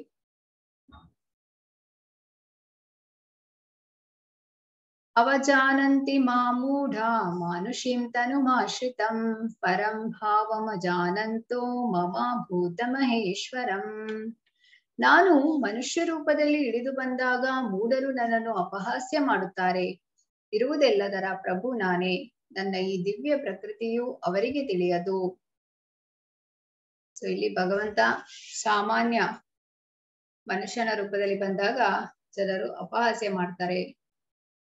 ಈಗ ವೃಂದಾವನದಲ್ಲಿ ಬಾಲ್ಯ ಲೀಲೆಗಳು ಮಾಡುವಾಗ ಆ ಒಂದು ಯಶೋಧ ಮಾತೆಯ ಕೈಯಲ್ಲಿ ಒಂದು ಕೋಲನ್ನು ಇಟ್ಕೊಂಡು ಇದನ್ನು ನೋಡಿ ಓಡಿ ಹೋಗೋದು, ಇದೆಲ್ಲವೂ ಕೂಡ ಭಗವಂತನು ಭಕ್ತರೊಂದಿಗೆ ಆ ಒಂದು ಪ್ರೀತಿಯಿಂದ ಸ್ಪಂದಿಸಲು ಮಾಡುವಂಥದ್ದು. ವೃಂದಾವನದಲ್ಲಿರುವಾಗ ಯಶೋಧ ಮಾತೆಗೆ ಗೋಪ ಬಾಲಕರಿಗೆ ಎಲ್ಲ ಒಂದು ಡೌಟ್ ಬರ್ತಿತ್ತು ಭಗವಂತ ಅಂತೇಳಿ. ಅವಾಗ ಅವರಿಗೆ ಗೊತ್ತಾಗುವಾಗ ಭಗವಂತ ಇಮಿಡಿಯೇಟ್ ಆಗಿ ಅವರ ಒಂದು ಜ್ಞಾನವನ್ನ ಕವರ್ ಮಾಡ್ಬಿಡ್ತಾ ಇದ್ರು. ಅಂದ್ರೆ ಭಗವಂತನಿಗೆ ಅಲ್ಲಿ ಆ ಭಗವಂತ ಅಂತ ಕೊಳ್ಬೇಕು ಅಂತ ಇಲ್ಲ, ಅವ್ರಿಗೆ ಆ ಲೀಲೆಯಲ್ಲಿ ಆ ಒಂದು ಸಂತೋಷದಲ್ಲಿ ಪಾಲ್ಗೊಳ್ಬೇಕಾಗಿತ್ತು. ಹೀಗೆ ಅವರು ಗೋವರ್ಧನ ಗಿರಿ ಎತ್ತಿದಾಗ ಎಲ್ಲರಿಗೂ ಗೊತ್ತಾಗ್ತಿತ್ತು ಕೃಷ್ಣ ಭಗವಂತ ಹೇಳಿ. ಆಗ ಗೋಪ ಬಾಲಕರು ಕೃಷ್ಣ ಭಗವಂತ ಆದ್ರೆ ಏನಂತೆ, ನನ್ನ ಫ್ರೆಂಡ್ ಭಗವಂತ ಅಂತೇಳಿ ಈ ರೀತಿಯಾಗಿ ಅವರ ಒಂದು ಸ್ನೇಹವೇ ಮುಖ್ಯ ಅಂತೇಳಿ ಆ ತರಹ ಅವರು ಯೋಚಿಸ್ತಿದ್ರು. ಹೀಗೆ ಕೃಷ್ಣ ಅವರ ಭಕ್ತಿಗೆ ಯಾವ ರೀತಿ ಪ್ರತಿಸ್ಪಂದನೆ ಮಾಡ್ತಿದ್ರು, ಯಾವ ತರಹ ಅವರು ತನ್ನ ಗೋಪಬಾಲಕರ ಜೊತೆ ಆಟವಾಡ್ತಿದ್ರು. ಆಟವಾಡುವಾಗ 2 ಪಕ್ಷ ಇರ್ತಿತ್ತು. ಕೃಷ್ಣನ ಪಕ್ಷ ಮತ್ತು ಇನ್ನೊಂದು ಪಕ್ಷ. ಕೃಷ್ಣ ಬೇಕಂತಲೇ ಸೋಲುವಂಥದ್ದು, ಗೋಪಬಾಲಕರಿಗೆ ಖುಷಿ ಕೊಡುವುದಕ್ಕೋಸ್ಕರ. ಆದ್ರೆ ಅಲ್ಲಿ ಒಂದು ಕಂಡೀಷನ್ ಇರ್ತಿತ್ತು, ಸೋತವರು ಗೆದ್ದವರನ್ನು ಹೆಗಲ ಮೇಲೆ ಕುಳಿಸ್ಕೊಂಡು 3 ಸುತ್ತು ಬರ್ಬೇಕು ಅಂತೇಳಿ ರೌಂಡ್. ಕೃಷ್ಣ ಬೇಕಂತಲೇ ಡಿಲೇ ಮಾಡುವಂಥದ್ದು. ಆಗ ಅವರೆಲ್ಲ ಗೆದ್ದವರು ಯಾರಿದ್ದಾರೆ ಅವರು ಓಡಿ ಬಂದು ಹೆಗಲ ಮೇಲೆ ಕುತ್ಕೊಂಡು ಈ ರೀತಿಯಾಗಿ ಸುತ್ತು ಬರುವಂಥದ್ದು. ಇದೆಲ್ಲ ಬ್ರಹ್ಮನಿಗೆ ನೋಡಿದಾಗ ಇದೇನಿದು, ಕೃಷ್ಣ ಭಗವಂತ ಈ ರೀತಿಯಾಗಿ ಸಾಮಾನ್ಯ ಬಾಲಕರ ಜೊತೆ ಆಡುವಂಥದ್ದು ಅಂತ ಹೇಳಿ ಬ್ರಹ್ಮ ಏನ್ ಮಾಡುವಂಥದ್ದು, ಎಲ್ಲಾ ಗೋವುಗಳನ್ನು ಅಪಹರಿಸಿ ಬ್ರಹ್ಮಲೋಕಕ್ಕೆ ಕೊಂಡೋಗುವಂಥದ್ದು. ಇಲ್ಲಿ ಕೃಷ್ಣನಿಗೆ ಗೊತ್ತಾಗುತ್ತೆ, ಓ ಇದು ನನ್ನ ಹಿರಿಯ ಮಗನದೇ ಕೆಲಸ ಅಂತೇಳಿ. ಕೃಷ್ಣ ಏನ್ ಮಾಡುವಂಥದ್ದು, ತನ್ನನ್ನು ತಾನು ವಿಸ್ತರಿಸಿಕೊಳ್ಳುವಂಥದ್ದು ಎಲ್ಲಾ ಗೋಪಾಲಕರಾಗಿ ಗೋವುಗಳಾಗಿ. ಮತ್ತೆ ಬ್ರಹ್ಮ 1 ವರ್ಷದ ನಂತರ ಬಂದು ನೋಡ್ತಾನೆ, ಇದೇನಿದು, ನಾನು ಅಪಹರಿಸಿದವರು ಅಲ್ಲಿದ್ದಾರೆ, ಇಲ್ಲಿ ಕೂಡ ಇದ್ದಾರಲ್ಲ ಗೋಪಬಾಲಕರು. ನಂತರ ತನ್ನ ತಪ್ಪಿನ ಅರಿವಾಗ್ತದೆ, ಓ ಇದು ಭಗವಂತನ ವಿಸ್ತರಣೆ ಅಂತೇಳಿ. ಆಗ ಭಗವಂತನಿಗೆ ಶರಣಾಗುವಂಥದ್ದು ಅಂತ ಹೇಳಿದ್ರೆ ಇಲ್ಲಿ ನಾವು ತಿಳಿಬೇಕಾಗಿರುವಂತದ್ದು ಏನಂತ ಹೇಳಿದ್ರೆ, ದೇವತೆಗಳಿಗೂ ಕೂಡ ಭಗವಂತನನ್ನು ತಿಳಿಯುವುದಕ್ಕೆ ಕೆಲವೊಮ್ಮೆ ಕಷ್ಟ ಆಗ್ತದೆ.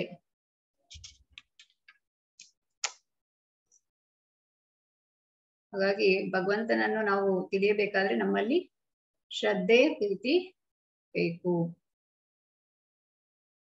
ಮೋಘ ಕರ್ಮಾಣೋ ಮೋಘ ಜ್ಞಾನ ವಿಚೇತಸಃ ರಾಕ್ಷಸಿ ಮಾಸುರೀಂ ಚೈವ ಪ್ರಕೃತಿಂ ಮೋಹಿನೀಂ ಶ್ರಿತಾಃ. ಹೀಗೆ ದಿಗ್ಭ್ರಮೆಯಾದವರನ್ನು ರಾಕ್ಷಸಿ ಮತ್ತು ನಾಸ್ತಿಕ ಅಭಿಪ್ರಾಯಗಳು ಆಕರ್ಷಿಸುತ್ತವೆ. ಈ ಭ್ರಾಂತಿಯ ಸ್ಥಿತಿಯಲ್ಲಿ ಅವರ ಮುಕ್ತಿಯ ಭರವಸೆಗಳು, ಅವರ ಫಲಾಪೇಕ್ಷಿತ ಕರ್ಮಗಳು, ಅವರ ಜ್ಞಾನ ಸಂಸ್ಕಾರ ಎಲ್ಲ ಸೋತು ಹೋಗುತ್ತವೆ.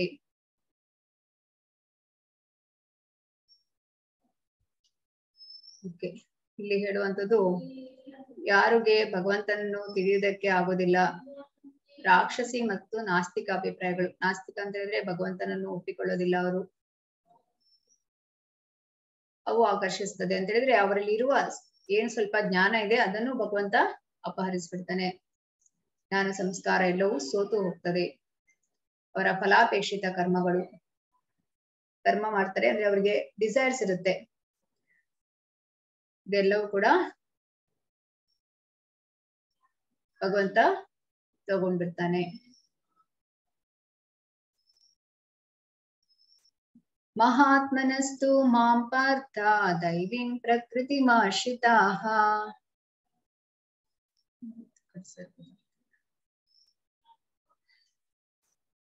ಓಕೆ. ಭಜಂತ್ಯಾನ್ಯ ಮನಸೋ ಜ್ಞಾತ್ವಾ ಭೂತಾದಿಂ ಅವ್ಯಯಂ ಪಾರ್ಥನೆ, ಭ್ರಾಂತಿಗೆ ಸಿಲುಕದ ಮಹಾತ್ಮರು ದೈವಿ ಪ್ರಕೃತಿಯ ರಕ್ಷಣೆಯಲ್ಲಿ ಇರುತ್ತಾರೆ. ಅವರಿಗೆ ನಾನು ಮೂಲನೂ ಅವ್ಯಯನೂ ಆದ ದೇವೋತ್ತಮ ಪರಮಪುರುಷನು ಎಂದು ಗೊತ್ತು. ಆದುದರಿಂದ ಅವರು ಭಕ್ತಿ ಸೇವೆಯಲ್ಲಿ ಸಂಪೂರ್ಣವಾಗಿ ನಿರತರಾಗಿರುತ್ತಾರೆ. ಇವರು ಮಾಧವೇಂದ್ರ ಪುರಿಯವರು. ಇವರು ಆಧ್ಯಾತ್ಮಿಕದಲ್ಲಿ ಇವರನ್ನು ಮಹಾರಾಜ ಅಂತ ಹೇಳಲಾಗ್ತದೆ. ಇವರ ದಿನಚರಿ ಹೇಗಿರುತ್ತೆ ಅಂತ ಹೇಳಿದ್ರೆ, ಪ್ರತಿದಿನ 2-3 ಮನೆಗೆ ಹೋಗ್ತಾರೆ. ಅಲ್ಲಿ ಒಂದು ಭಿಕ್ಷೆಯನ್ನು ತಗೊಂಡ್ ಬರ್ತಾರೆ. ನಂತರ ಭಕ್ತಿ ಸೇವೆಯಲ್ಲಿ ನಿರತರಾಗಿರ್ತಾರೆ. ಆ 2-3 ಮನೆಯಲ್ಲಿ ಅವ್ರಿಗೆ ಏನು ಸಿಗ್ಲಿಲ್ಲ ಅಂದ್ರೆ ಅವರು ಹಾಗೆ ಇರ್ತಾ ಇದ್ರು, ಉಪವಾಸ ಇರ್ತಾ ಇದ್ರು, ಬೇರೆ ಮನೆಗೆ ಹೋಗ್ತಾ ಇರ್ಲಿಲ್ಲ. ಹೀಗಿರ್ಬೇಕಾದ್ರೆ ಪ್ರತಿದಿನ ಅಲ್ಲಿ ಕೃಷ್ಣನ ಮಂದಿರದಲ್ಲಿ ಹಾಲನ್ನು ಇಡ್ತಾ ಇರ್ತಾನೆ ಪೂಜಾರಿ. ಕೆಲವು ದಿನ ಅಲ್ಲಿ ನೋಡಿದಾಗ ಹಾಲು ಇರ್ತಾ ಇರ್ಲಿಲ್ಲ. ಸೊ ಆ ಪೂಜಾರಿಗೆ ಗೊತ್ತಾಗುತ್ತೆ, ಯಾಕಂದ್ರೆ ಒಂದು ಪುಟ್ಟ ಬಾಲಕ ಬಂದು ಆ ಹಾಲನ್ನು ತಗೊಂಡೋಗಿ ಮಾಧವೇಂದ್ರ ಪುರಿಯವರಿಗೆ ಕೊಡ್ತಾ ಇದ್ದ. ಸೊ ಈ ಪೂಜಾರಿ ಏನ್ ಮಾಡ್ತಾನೆ, ಊರಿನ ಎಲ್ಲಾ ಜನರಿಗೆ ಹೇಳುವಂತದ್ದು, ಇಲ್ಲಿ ಮಹಾನ್ ಭಕ್ತರಿದ್ದಾರೆ ಅಂತೇಳಿ. ಮಾಧವೇಂದ್ರ ಪುರಿಯವರಿಗೆ ಬಂದು ಎಲ್ಲಾ ಜನರು ನಮಸ್ಕಾರ ಮಾಡ್ತಾ ಇದ್ರು. ಯಾಕಂತ ಹೇಳಿದ್ರೆ ಕೃಷ್ಣನೇ ಆ ಬಾಲಕನ ರೂಪದಲ್ಲಿ ಬಂದು ಹಾಲನ್ನು ಕೊಡ್ತಾ ಇದ್ದಂಥದ್ದು. ಹೇಳಿದ್ರೆ ಇಲ್ಲಿ ಯಾರು ಒಂದು ಭಗವಂತನನ್ನು ಪೂರ್ತಿ ನಂಬಿಕೆಯಿಂದ ಆ ಒಂದು ಭಕ್ತಿ ಸೇವೆಯಲ್ಲಿ ನಿರತರಾಗಿರ್ತಾರೆ, ಅವರನ್ನು ಭಗವಂತ ಕಾಪಾಡ್ತಾನೆ ಅಂತ ಹೇಳಿ ಇಲ್ಲಿ ನಾವು ತಿಳಿಬಹುದು. ಭ್ರಾಂತಿಗೆ ಸಿಲುಕದ ಮಹಾತ್ಮರು ದೈವಿ ಪ್ರಕೃತಿಯ ರಕ್ಷಣೆಯಲ್ಲಿ ಇರ್ತಾರೆ. ಅವರಿಗೆ ನಾನು ಮೂಲನು ಅವ್ಯಯನೂ ಆದ ದೇವೋತ್ತಮ ಪರಮಪುರುಷನು ಎಂದು ಗೊತ್ತು. ಆದುದರಿಂದ ಅವರು ಭಕ್ತಿ ಸೇವೆಯಲ್ಲಿ ಸಂಪೂರ್ಣವಾಗಿ ನಿರತರಾಗಿರುತ್ತಾರೆ. ಸತತಂ ಕೀರ್ತಯಂತೋ ಮಾಂ ಯತಂತಶ್ಚಾದೃಢವ್ರತಾಃ ನಮಸ್ಯಂತಶ್ಚ ಮಾಂ ಭಕ್ತ್ಯಾ ನಿತ್ಯಯುಕ್ತಾ ಉಪಾಸತೆ. ಸದಾ ನನ್ನ ಕೀರ್ತನೆಯನ್ನು ಮಾಡುತ್ತಾ, ದೃಢ ಸಂಕಲ್ಪದಿಂದ ಪ್ರಯತ್ನವನ್ನು ಮಾಡುತ್ತಾ, ನನಗೆ ನಮಸ್ಕಾರವನ್ನು ಮಾಡುತ್ತಾ ಈ ಮಹಾತ್ಮರು ಸತತವಾಗಿ ಭಕ್ತಿಯಿಂದ ನನ್ನನ್ನು ಪೂಜಿಸುತ್ತಾರೆ. ಇಲ್ಲಿ ಮಹಾತ್ಮರು ಶ್ರೀಮದ್ ಭಾಗವತದಲ್ಲಿ ವರ್ಣಿಸಿದಂತೆ ವಿಷ್ಣುವಿನ ವಿಷಯವನ್ನು ಕೇಳುತ್ತಾ, ಆತನ ಸಂಕೀರ್ತನೆಯನ್ನು ಮಾಡುತ್ತಾ, ಭಕ್ತಿ ಸೇವೆಯ ಬೇರೆ ಬೇರೆ ಕಾರ್ಯಗಳಲ್ಲಿ ಸದಾ ತೊಡಗಿರ್ತಾರೆ. ಶ್ರವಣ, ಕೀರ್ತನ, ವಿಷ್ಣು ಸ್ಮರಣ ಮಾಡ್ತಾ ಇರ್ತಾರೆ. ಪ್ರಭುಪಾದರು ಅದನ್ನು ಮಾಡ್ತಾ ಇದ್ರು. ಹಾಗಾಗಿ ನಾವು ಕೂಡ ಪ್ರಭುಪಾದರನ್ನು ಅನುಸರಿಸಬೇಕು. ಪರಮ ಪ್ರಭುವಿನ ಪವಿತ್ರ ನಾಮವನ್ನು, ನಿತ್ಯ ರೂಪವನ್ನು, ದಿವ್ಯ ಗುಣಗಳನ್ನು, ಅಸಾಧಾರಣ ಲೀಲೆಗಳನ್ನು ಹೊಗಳಬೇಕು, ಇವೆಲ್ಲವನ್ನು ಸ್ತುತಿಸಬೇಕು. ಆದುದರಿಂದ ಮಹಾತ್ಮನಾದವನಿಗೆ ಭಗವಂತನಲ್ಲಿ ಆಸಕ್ತಿ. ಶ್ರವಣಂ, ಕೀರ್ತನಂ, ವಿಷ್ಣು ಮತ್ತು ಸ್ಮರಣಂ, 5 ದಿವ್ಯ ರಸಗಳಲ್ಲಿ ಯಾವುದಾದರೂ ಒಂದು ರಸದಲ್ಲಿ ಪರಮಪ್ರಭುವಿನ ಸಹವಾಸವನ್ನು ಪಡಿಬೇಕು. ಇದು ಇಂತಹ ಮಹಾತ್ಮರ ವಜ್ರ ಸಂಕಲ್ಪ ಆಗಿರ್ತದೆ. ಸದಾ ಭಗವಂತನ ಕೀರ್ತನೆಯನ್ನು ಮಾಡುವಂಥದ್ದು.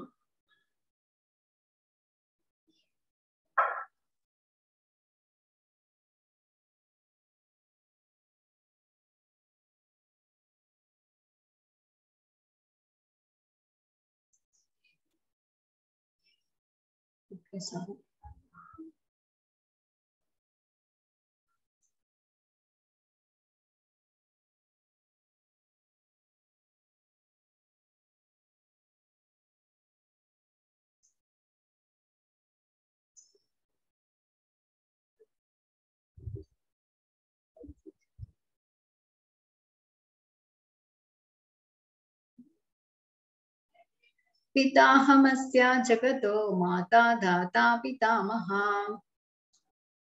ವೇದ್ಯಂ ಪವಿತ್ರಮೋಂಕಾರ ರುಕ್ಸಾಮಾಯಚುರೇವ ಚ.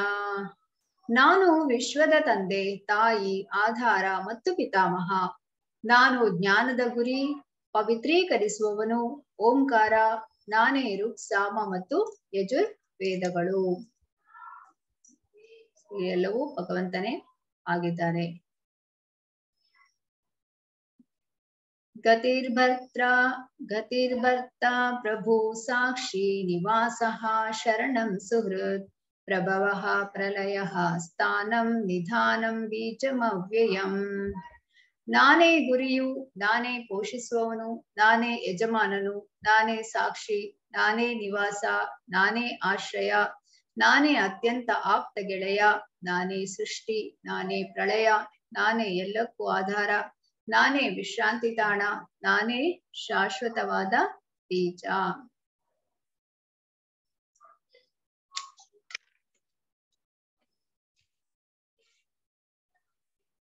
ಎಲ್ಲವೂ ಕೂಡ ಭಗವಂತ ಆಗಿದ್ದಾನೆ.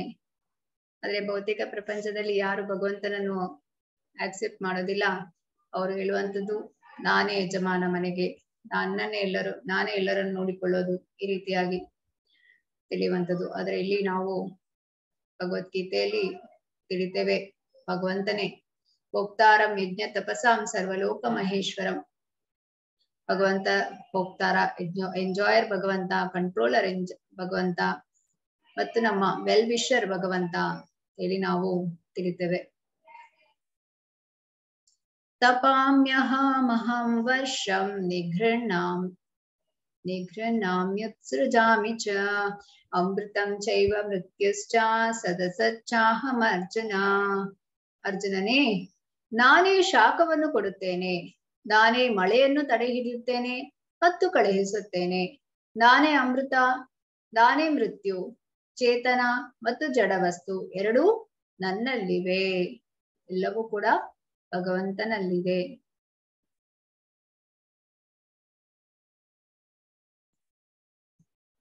ತ್ರೈವೇದ್ಯಮಾಂ ಸೋಮಪಾಪೂತ ಪಾಪ ಯಜ್ಞೈರಿಶ್ವಾ ಸ್ವರ್ಗತಿಂ ಪ್ರಾರ್ಥಯಂತೆ.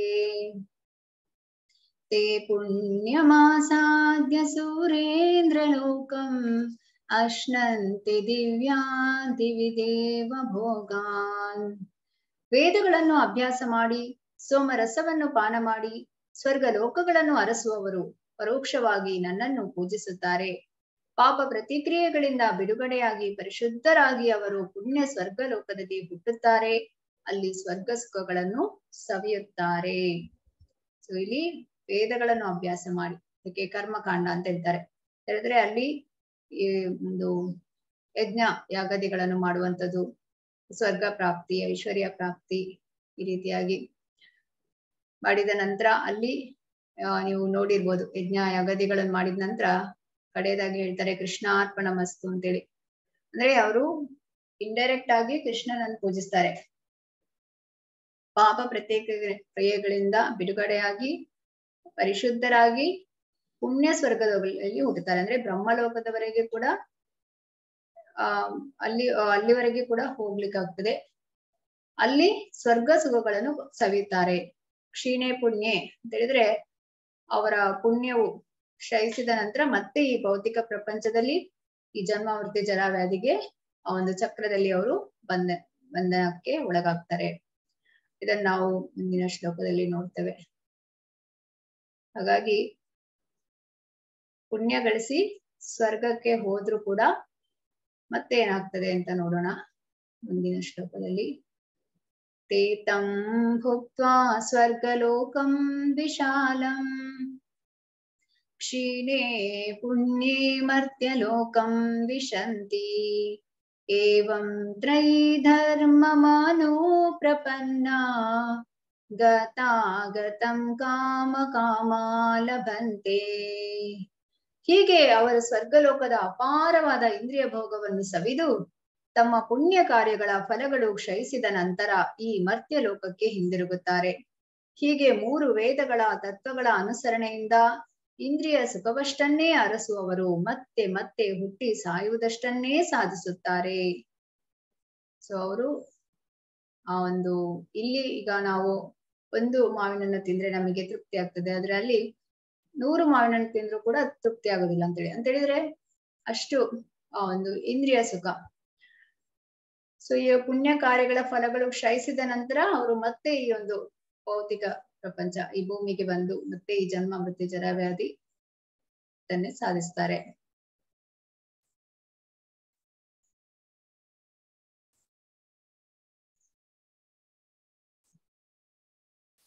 ಅನನ್ಯಾಶ್ಚಿಂತಯಂತೋ ಮಾಂ ಯೇ ಜನಾ ಪರ್ಯುಪಾಸತೆ ತೇಷಾಂ ನಿತ್ಯಾಭಿಯುಕ್ತಾನಾಂ ಯೋಗಕ್ಷೇಮಂ ವಹಾಮ್ಯಹಂ. ಅನ್ಯ ಚಿಂತೆ ಇಲ್ಲದೆ ಒಂದೇ ಮನಸ್ಸಿನಿಂದ ನನ್ನನ್ನು ಪೂಜಿಸುತ್ತಾ ನನ್ನ ದಿವ್ಯ ರೂಪವನ್ನು ಧ್ಯಾನಿಸುವವರು ಯಾರೋ ಅವರಿಗೆ ನಾನು ಇಲ್ಲದ್ದನ್ನು ಕೊಡುತ್ತೇನೆ ಮತ್ತು ಇರುವುದನ್ನು ಕಾಪಾಡುತ್ತೇನೆ. ಇಲ್ಲಿ ಯಾರು ಭಗವಂತನನ್ನು ಪೂಜಿಸ್ತಾರೆ ಯಾವುದೇ ಚಿಂತೆ ಇಲ್ಲದೆ ಅವರಿಗೆ ಭಗವಂತ ಇಲ್ಲದನ್ನು ಕೊಡ್ತಾನೆ, ಇರುವುದನ್ನು ಕಾಪಾಡುವುದು ಅಂತ ಹೇಳಿದ್ರೆ ಈಗೇನು ಆಧ್ಯಾತ್ಮಿಕದಲ್ಲಿ ನಾವು ಮುಂದುವರಿಬೇಕು ಅದನ್ನು ಭಗವಂತ ಕಾಪಾಡುವಂಥದ್ದು, ಹಾಗೆ ಇಲ್ಲದನ್ನು ಕೊಡ್ತಾನೆ. ಈಗ ದೇವತೆಗಳು ಹೇಗೆ ಅಂತ ಹೇಳಿದ್ರೆ ಇವು ಕೇಳಿದನ್ನು ಕೊಡ್ತಾರೆ, ಆದ್ರೆ ಆ ಒಂದು ಆಧ್ಯಾತ್ಮಿಕ ಕೊಡ್ಲಿಕ್ಕೆ ಆಗೋದಿಲ್ಲ. ಆಧ್ಯಾತ್ಮಿಕ ಜ್ಞಾನ ನಾವು ಈ ಜನ್ಮ ಮೃತ್ಯು ಜರಾವ್ಯಾಧಿ ಇದರಿಂದ ಎಲ್ಲ ಬಿಡುಗಡೆ ಹೊಂದಬೇಕು, ಈ ಚಕ್ರದಿಂದ ಹೊರಗೆ ಬರ್ಬೇಕು ಅಂತ ಹೇಳಿದ್ರೆ ನಾವು ಭಗವಂತನನ್ನು ಒಂದೇ ಮನಸ್ಸಿನಿಂದ ಪೂಜೆ ಮಾಡಬೇಕು. ಆಗ ಭಗವಂತ ನಮಗೆ ಎಲ್ಲವನ್ನು ಕೊಡ್ತಾನೆ. ಇದಕ್ಕೆ ಉದಾಹರಣೆಯಾಗಿ ಅರ್ಜುನ ಪಂಡಿತ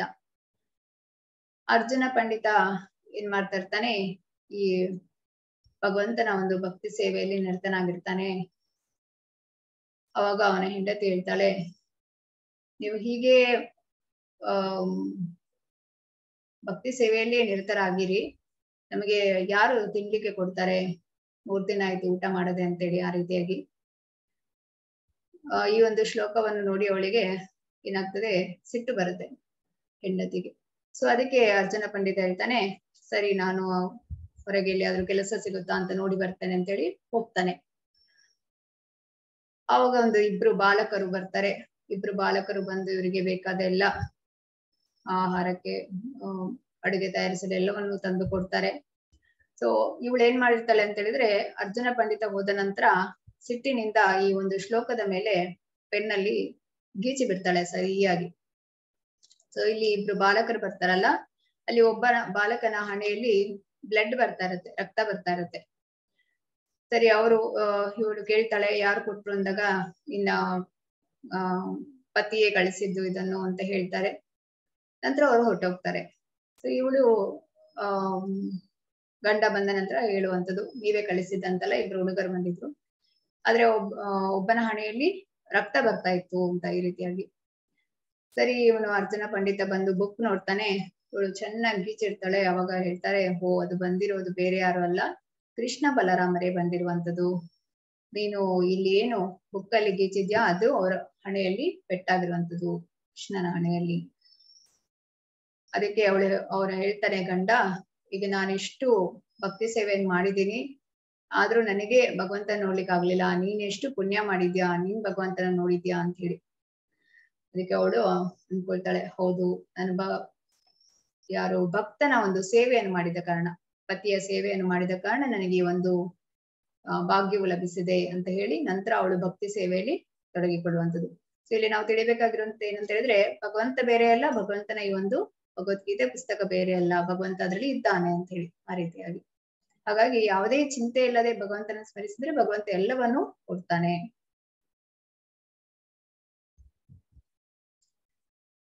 ಯೇ ಅಪ್ಯನ್ಯ ದೇವತಾ ಭಕ್ತಾ ಯಜಂತೆ ಶ್ರದ್ಧಯಾನ್ವಿತಾಃ ತೇಪಿ ಮಾಮೇವ ಕೌಂತೇಯ ಯಜಂತ್ಯಾ ವಿಧಿಪೂರ್ವಕಂ.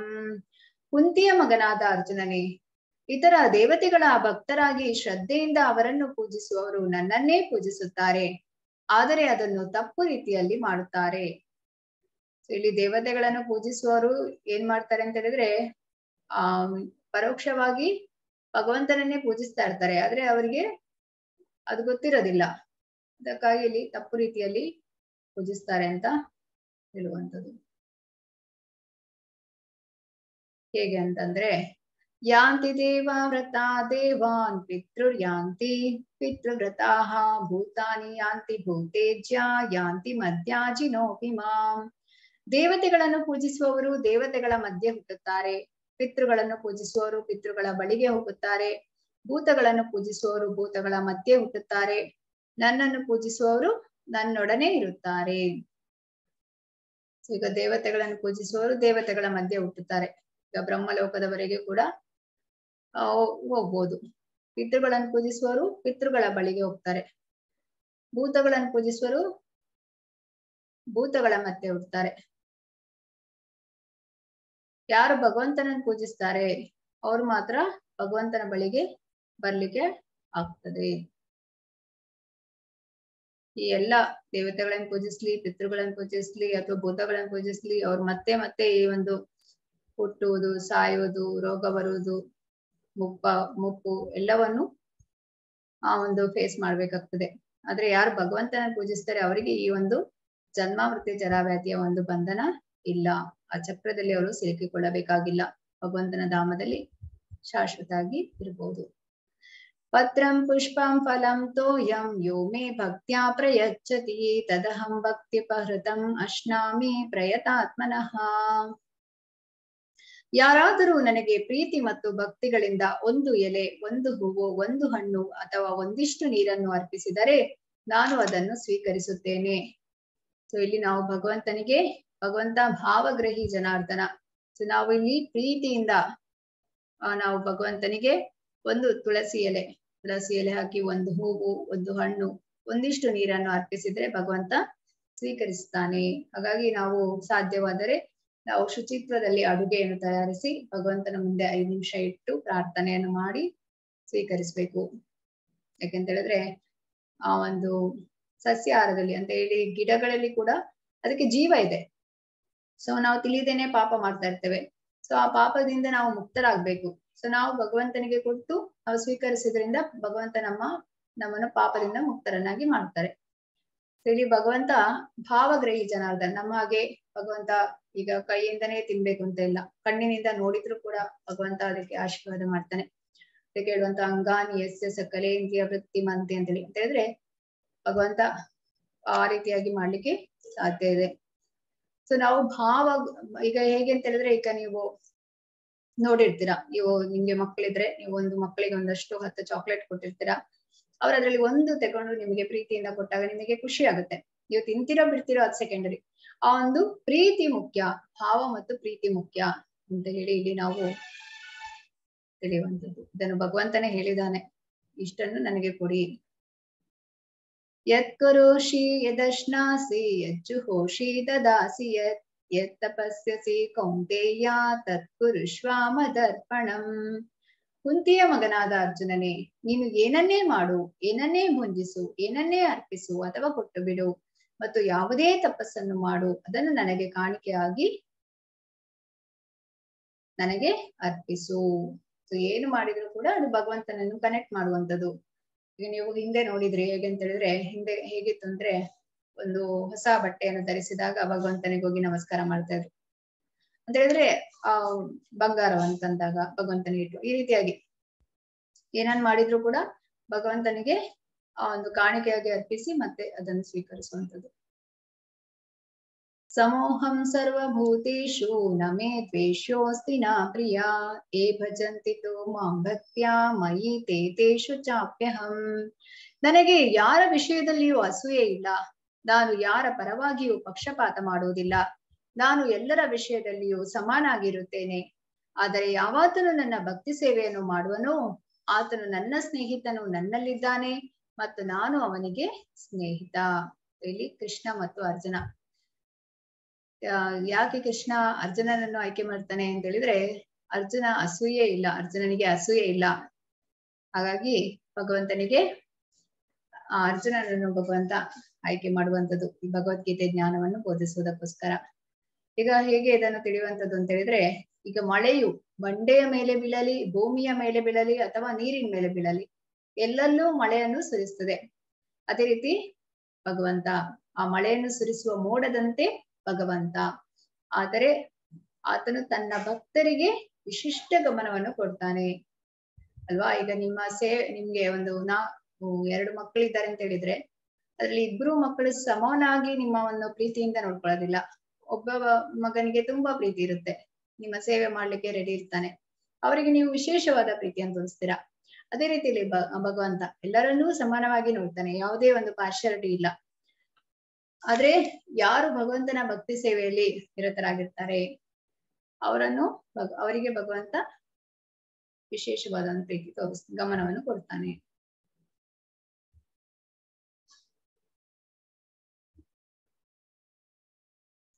अपि चेत्सु दुराचारो भजते मामनन्यभाक् साधुरेव सा मन्तव्यः सम्यक् ವ್ಯವಸಿತೋ ಹಿ ಸಹ. ಯಾವನಾದರೂ ಅತ್ಯಂತ ಹೀನ ಕಾರ್ಯವನ್ನು ಮಾಡುತ್ತಿದ್ದರೂ ಆತನು ಭಕ್ತಿ ಸೇವೆಯಲ್ಲಿ ತೊಡಗಿದ್ದರೆ ಆತನನ್ನು ಸಾಧು ಎಂದೇ ಭಾವಿಸಬೇಕು, ಏಕೆಂದರೆ ಆತನು ತನ್ನ ನಿರ್ಧಾರದಲ್ಲಿ ಸರಿಯಾಗಿ ನೆಲೆಸಿದ್ದಾನೆ. ಈಗ ಭಕ್ತಿ ಸೇವೆ ಮಾಡ್ತಾ ಇದ್ರೆ ನಾವು ಅವರನ್ನ ತಿದ್ದಲಿಕ್ಕೆ ಹೋಗ್ಬಾರ್ದು, ಯಾಕಂತ ಹೇಳಿದ್ರೆ ಅದನ್ನು ಭಗವಂತನೇ ಸರಿ ಮಾಡ್ತಾನೆ.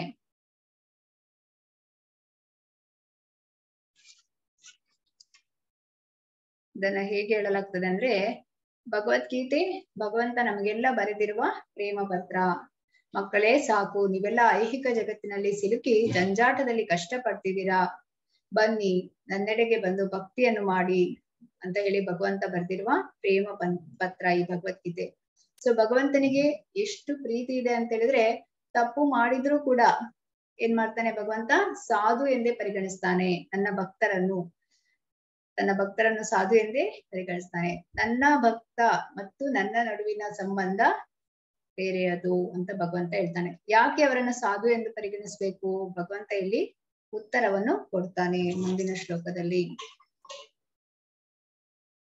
ಕ್ಷಿಪ್ರಂ ಭವತಿ ಧರ್ಮಾತ್ಮ ಶಶ್ವಚಾಂತಿಂ ನಿಗಚ್ಚತಿ ಕೌಂತೆಯ ಪ್ರತಿಜಾನೀಹಿ ನಮೇ ಭಕ್ತ ಪ್ರಣಶ್ಯತಿ. ಕುಂತಿಯ ಮಗನಾದ ಅರ್ಜುನನೇ, ಅವನು ಶೀಘ್ರವಾಗಿ ಧರ್ಮಾತ್ಮನಾಗುತ್ತಾನೆ ಮತ್ತು ಶಾಶ್ವತ ಶಾಂತಿಯನ್ನು ಪಡೆಯುತ್ತಾನೆ. ನನ್ನ ಭಕ್ತನು ಎಂದೂ ನಾಶವಾಗುವುದಿಲ್ಲ ಎಂದು ಧೈರ್ಯವಾಗಿ ಘೋಷಿಸು. ಇಲ್ಲಿಯವರೆಗೆ ಭಗವಂತನೇ ಹೇಳ್ತಾ ಬಂದ, ಇವಾಗ ಅರ್ಜುನನಿಗೆ ಹೇಳ್ತಾ ಇದ್ದಾನೆ, ನನ್ನ ಭಕ್ತನು ಎಂದೂ ನಾಶವಾಗೋದಿಲ್ಲ, ಅದನ್ನು ಹೇಳು ಅರ್ಜುನ ಅಂತ ಹೇಳಿ. ಸೊ ಇಲ್ಲಿ ಏನಾಗುತ್ತೆ, ಪ್ರಹ್ಲಾದ ಹಿರಣ್ಯಕಶಿಪುವಿನ ವಧೆಯ ನಂತರ ಪ್ರಹ್ಲಾದ ನರಸಿಂಹ ಉಗ್ರ ರೂಪದಲ್ಲೇ ಇರ್ತಾನೆ. ಆಗ ದೇವತೆಗಳೆಲ್ಲ ಹೆದರುತ್ತಾರೆ. ಪ್ರಹ್ಲಾದನಿಗೆ ಹೇಳುವಂಥದ್ದು, ನೀನು ಹೋಗು ನರಸಿಂಹನ ಹತ್ತಿರ ಅಂತೇಳಿ. ಆ ರೀತಿಯಾಗಿ ನರಸಿಂಹ ಭಗವಂತನ ಬಳಿ ಹೋಗುವಂಥದ್ದು. ಹೇಳಿದ್ರೆ ಅವಾಗ ದೇವತೆಗಳು ಕೇಳ್ತಾರೆ, ನಿನ್ಗೆ ಹೆದರಿಕೆ ಆಗೋದಿಲ್ವಾ? ಆಗ ಪ್ರಹ್ಲಾದ ಹೇಳುವಂಥದ್ದು, ಇಲ್ಲ, ನನ್ನ ತಂದೆಯ ಬಳಿಗೆ ಹೋಗೋದಕ್ಕೆ ನಾನೇಕೆ ಹೆದರ್ಲಿ ಅಂತೇಳಿ. ಆ ರೀತಿಯಾಗಿ ಭಗವಂತನ ಬಳಿ ಹೋಗಿ ಭಗವಂತನನ್ನು ಪ್ರಸನ್ನಗೊಳಿಸಿ ಭಗವಂತನ ಕೈಯಿಂದ ಆಶೀರ್ವಾದವನ್ನು ಪಡೆದುಕೊಳ್ಳುವಂಥದ್ದು ಅದನ್ನ ಇಲ್ಲಿ ನಾವು ನೋಡ್ಬೋದು. ಅವಾಗ ಭಗವಂತ ಕೇಳ್ತಾನೆ, ನಿನಗೆ ಏನು ವರ ಬೇಕು ಕೇಳು ಅಂತ ಹೇಳಿ. ಆಗ ಅವನು ಹೇಳ್ತಾನೆ, ನಾನು ನಿನ್ನ ಜೊತೆ ವ್ಯವಹಾರ ಮಾಡ್ಲಿಕ್ಕೆ ಬಂದಿಲ್ಲ ಅಂತೇಳಿ. ಆದ್ರೂ ಭಗವಂತ ಹೇಳ್ತಾನೆ ಕೇಳು ಅಂತಾಗ ನನ್ನ ತಂದೆಯನ್ನು ಕ್ಷಮಿಸು ಅಂತ ಕೇಳುವಂಥದ್ದು. ಇಲ್ಲಿ ಭಕ್ತರಾದ್ರೆ ಅವರ ಎಷ್ಟೋ ಜನ್ಮದ ಯಾರು ಇರ್ತಾರೆ ಪೂರ್ವಜರು, ಅವ್ರನ್ನೆಲ್ಲ ಕ್ಷಮಿಸ್ತಾನಂತೆ ಭಗವಂತ. ಹಾಗೆ ಇಲ್ಲಿ ಭಗವಂತ ಹೇಳುವಂಥದ್ದು, ನಿನ್ನ ತಂದೆ ಏನೇನು, ನಿನ್ನ 20 ತಲೆಮಾರಿನ ಎಲ್ಲರನ್ನೂ ನಾನು ಕ್ಷಮಿಸ್ತೀನಿ ಅಂತ ಹೇಳಿ ಆ ರೀತಿಯ ವರವನ್ನು ಕೊಡುವಂಥದ್ದು. ಹಾಗಾಗಿ ಇಲ್ಲಿ ಹೇಳುವಂಥದ್ದು ಏನಂತ ಹೇಳಿದ್ರೆ, ಶಾಶ್ವತ ಶಾಂತಿಯನ್ನು ಪಡಿತಾನೆ, ನನ್ನ ಭಕ್ತನು ಎಂದು ನಾಶ ಆಗುವುದಿಲ್ಲ ಎಂದು ಧೈರ್ಯವಾಗಿ ಘೋಷಿಸು. ಮಾಂ ಹಿ ಪಾರ್ಥ ವ್ಯಪಾಶ್ರಿತ್ಯ ಯೇಪಿ ಸ್ಯುಃ ಪಾಪಯೋನಯಃ ಸ್ತ್ರೀಯೋ ವೈಶ್ಯಾಸ್ತಥಾ ಶೂದ್ರಾ ತೇಪಿ ಯಾಂತಿ ಪರಾಂ ಗತಿಂ. ಪಾರ್ಥ, ನನ್ನಲ್ಲಿ ಆಶ್ರಯ ಪಡೆಯುವವರು ಕೀಳು ಜನ್ಮದವರಾದರೂ ಸ್ತ್ರೀಯರು, ವೈಶ್ಯರು ಮತ್ತು ಶೂದ್ರರು ಪರಮಗತಿಯನ್ನು ಪಡೆಯಬಲ್ಲರು. ಇಲ್ಲಿ ಹಿಂದಿನ ಕಾಲದಲ್ಲಿ ಹೇಗಿತ್ತು ಅಂತ ಹೇಳಿದ್ರೆ, ಸ್ತ್ರೀಯರಿಗೆ ಈ ಒಂದು ಭಕ್ತಿಯನ್ನು ಮಾಡ್ಲಿಕ್ಕೆ ಅವಕಾಶ ಇರ್ಲಿಲ್ಲ. ಹೇಳಿದ್ರೆ ಬಾಲ್ಯದಲ್ಲಿ ತಂದೆಯಿಂದ, ಯೌವನದಲ್ಲಿ ಗಂಡನಿಂದ ಮತ್ತು ವೃದ್ಧಾಪ್ಯದಲ್ಲಿ ಮಗನಿಂದ, ಈ ರೀತಿಯಾಗಿ ಅವರು ಭಗವಂತನ ಬಗ್ಗೆ ತಿಳಿದು ಕೇಳ್ತಾ ಇದ್ರು. ಇಲ್ಲಿ ಕೃಷ್ಣ ಪ್ರಜ್ಞೆಯಲ್ಲಿ ಹೇಗೆ ಅಂತ ಹೇಳಿದ್ರೆ, ಇಲ್ಲಿ ಯಾರು ಕೂಡ ಈ ಒಂದು ಭಕ್ತಿ ಸೇವೆಯಲ್ಲಿ ನಿರತರಾಗ್ಬೋದು. ಇದಕ್ಕೆ ಉದಾಹರಣೆ ಹೇಗೆ ಅಂತ ಹೇಳಿದ್ರೆ, ಪ್ರಭುಪಾದರು ಅವರು ಅಮೆರಿಕ ಪಾಶ್ಚಾತ್ಯ ದೇಶದಿಂದ ಇಲ್ಲಿಗೆ ಭಾರತಕ್ಕೆ ಬಂದಾಗ ಒಂದು ಮಹಿಳೆಯರು ಕೂಡ ಬಂದಿದ್ರು, ಭಕ್ತರು. ಅವಾಗ ಇಲ್ಲಿ ಏನು ಯಾರು ಆಧ್ಯಾತ್ಮಿಕ ವಾದಿಗಳು ಬಂದಿರ್ತಾರೆ, ಸೋ ಕಾಲ್ಡ್ ಆಧ್ಯಾತ್ಮಿಕವಾದಿಗಳು, ಅವರು ಹೇಳ್ತಾರೆ, ಇದೇನಿದು ಇದು ಆಧ್ಯಾತ್ಮಿಕ ಜ್ಞಾನ ಹೇಳುವಂಥದ್ದು ಪುರುಷರಿಗೆ, ಇದು ಭಾರತೀಯರಿಗೆ ಅಂತ ಹೇಳ್ತಾರೆ. ಅವಾಗ ಪ್ರಭುಪಾದರು ಹೇಳ್ತಾರೆ, ಇದು ಎಲ್ಲರಿಗೆ, ಇದು ಸ್ತ್ರೀಯರಿಗೆ ಮತ್ತು ಎಲ್ಲರಿಗೆ, ಇದಕ್ಕೆ ಸ್ತ್ರೀ ಪುರುಷ ಅಂತ ಭೇದ ಇಲ್ಲ. ಯಾಕಂತ ಹೇಳಿದ್ರೆ ಈ ಜನ್ಮದಲ್ಲಿ ಸ್ತ್ರೀಯರಾಗಿರ್ಬೋದು, ನೆಕ್ಸ್ಟ್ ಜನ್ಮದಲ್ಲಿ ಪುರುಷರಾಗ್ತಾರೆ. ಆ ರೀತಿಯಾಗಿ ಈ ಒಂದು ದೇಹ ಬದಲಾವಣೆ ಆಗ್ತಾ ಇರುತ್ತೆ, ಆದ್ರೆ ಆತ್ಮ ಯಾವಾಗ್ಲೂ ಒಂದೇ ಆಗಿರ್ತದೆ ಅಂತ ಹೇಳಿ ಹಾಗೆಲ್ಲ ಅವರು ಹೇಳುವಂಥದ್ದು. ಸೊ ಹಾಗೆ ಇಲ್ಲಿ ಭಗವಂತ ಹೇಳುವಂಥದ್ದು, ಎಲ್ಲರೂ ಕೂಡ ಪರಮಗತಿಯನ್ನು ಪಡೆಯಬಲ್ಲರು. ಮನ್ಮನಾ ಭವ ಮದ್ಭಕ್ತೋ ಮದ್ಯಾಜಿ ಮಾಂ ನಮಸ್ಕುರು ಮಾಮೇ ವೈಶ್ಯಸಿ ಯುಕ್ತೈವ ಆತ್ಮಾನಂ ಮತ್ಪರಾಯಣಃ. ಸದಾ ನನ್ನನ್ನು ಚಿಂತಿಸುವುದರಲ್ಲಿ ಮನಸ್ಸನ್ನು ತೊಡಗಿಸು, ನನ್ನ ಭಕ್ತನಾಗು, ನನಗೆ ನಮಸ್ಕಾರ ಮಾಡು ಮತ್ತು ನನ್ನನ್ನು ಪೂಜಿಸು. ಆಗ ನನ್ನಲ್ಲಿ ಸಂಪೂರ್ಣವಾಗಿ ಮಗ್ನನಾಗಿ ನಿಶ್ಚಯವಾಗಿಯೂ ನೀನು ನನ್ನಲ್ಲಿಗೆ ಬರುವೆ. ಸದಾ ನಾವು ಭಗವಂತನ ಬಗ್ಗೆ ಚಿಂತಿಸಬೇಕು. ಚಿಂತಿಸುವುದರಲ್ಲಿ ಮನಸ್ಸನ್ನು ತೊಡಗಿಸ್ಬೇಕು. ಮನಸ್ಸನ್ನು ತೊಡಗಿಸ್ಬೇಕಾದ್ರೆ ನಮ್ಮ ಇಂದ್ರಿಯಗಳು ಕೂಡ ಆ ಭಗವಂತನ ಸೇವೆಗಾಗಿದ್ರೆ ಮಾತ್ರ ಮನಸ್ಸು ಭಗವಂತನ ಸೇವೆಯಲ್ಲಿ ತೊಡಗಿಕೊಂಡಿರುತ್ತೆ. ಇಂದ್ರಿಯಗಳು ನಾವೀಗ ಕಣ್ಣಿನಿಂದ ಭಗವಂತನ ನೋಡೋದು, ಕಿವಿಯಿಂದ ಭಗವಂತನ ಬಗ್ಗೆ ಕೇಳೋದು, ಬಾಯಿಂದ ಪ್ರಸಾದವನ್ನು ಸ್ವೀಕರಿಸುವಂಥದ್ದು, ಭಗವದ್ಗೀತೆ ಇದನ್ನೆಲ್ಲ ಓದುವಂಥದ್ದು, ಹಾಗೆ ಕಿವಿಯಿಂದ ಈಗ ಭಗವದ್ಗೀತೆ ಭಾಗವತಂ ಕ್ಲಾಸ್ ಕೇಳುವಂಥದ್ದು. ಈ ರೀತಿಯಾಗಿ ನಮ್ಮ ಇಂದ್ರಿಯಗಳು ಭಗವಂತನ ಸೇವೆಯಲ್ಲಿ ತೊಡಗಿಸಿಕೊಂಡಾಗ ಏನಾಗುತ್ತೆ, ನಮ್ಮ ಮನಸ್ಸು ಕೂಡ ಭಗವಂತನ ಸೇವೆಯಲ್ಲಿ ತೊಡಗಿಸಿಕೊಳ್ಳಕ್ಕಾಗುತ್ತೆ. ಸೊ ಭಗವಂತನ ಭಕ್ತನಾಗುವಂಥದ್ದು, ಭಗವಂತನಿಗೆ ನಮಸ್ಕಾರ ಮಾಡುವಂಥದ್ದು, ಭಗವಂತನನ್ನು ಪೂಜಿಸುವಂಥದ್ದು. ಆಗ ಸಂಪೂರ್ಣವಾಗಿ ಮಗ್ನನಾಗಿ ನಿಶ್ಚಯವಾಗಿಯೂ ಭಗವಂತನಲ್ಲಿಗೆ ಹೋಗಲು ಸಾಧ್ಯ ಇದೆ. ಅಧ್ಯಾಯದ ಸಾರಾಂಶ: ಭಗವತ್ ಐಶ್ವರ್ಯ ಜ್ಞಾನ 1ರಿಂದ 10ನೇ ಶ್ಲೋಕ.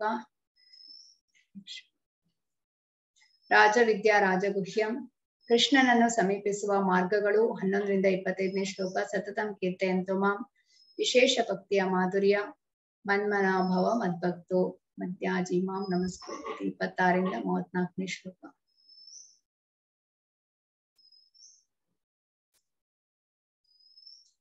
ಹರೇ ಕೃಷ್ಣ ಕೃಷ್ಣ ಕೃಷ್ಣ ಹರೇ ಹರೇ, ಹರೇ ರಾಮ ರಾಮ ರಾಮ ಹರೇ ಹರೇ. ಶ್ರೀಲ ಪ್ರಭುಪಾದ್ ಕಿ ಜೈ. ಹರೇ ಕೃಷ್ಣ. ಯಾರ್ದಾದ್ರು ಪ್ರಶ್ನೆ ಇದ್ರೆ ಹ್ಯಾಂಡ್ ರೈಸ್ ಮಾಡಿ.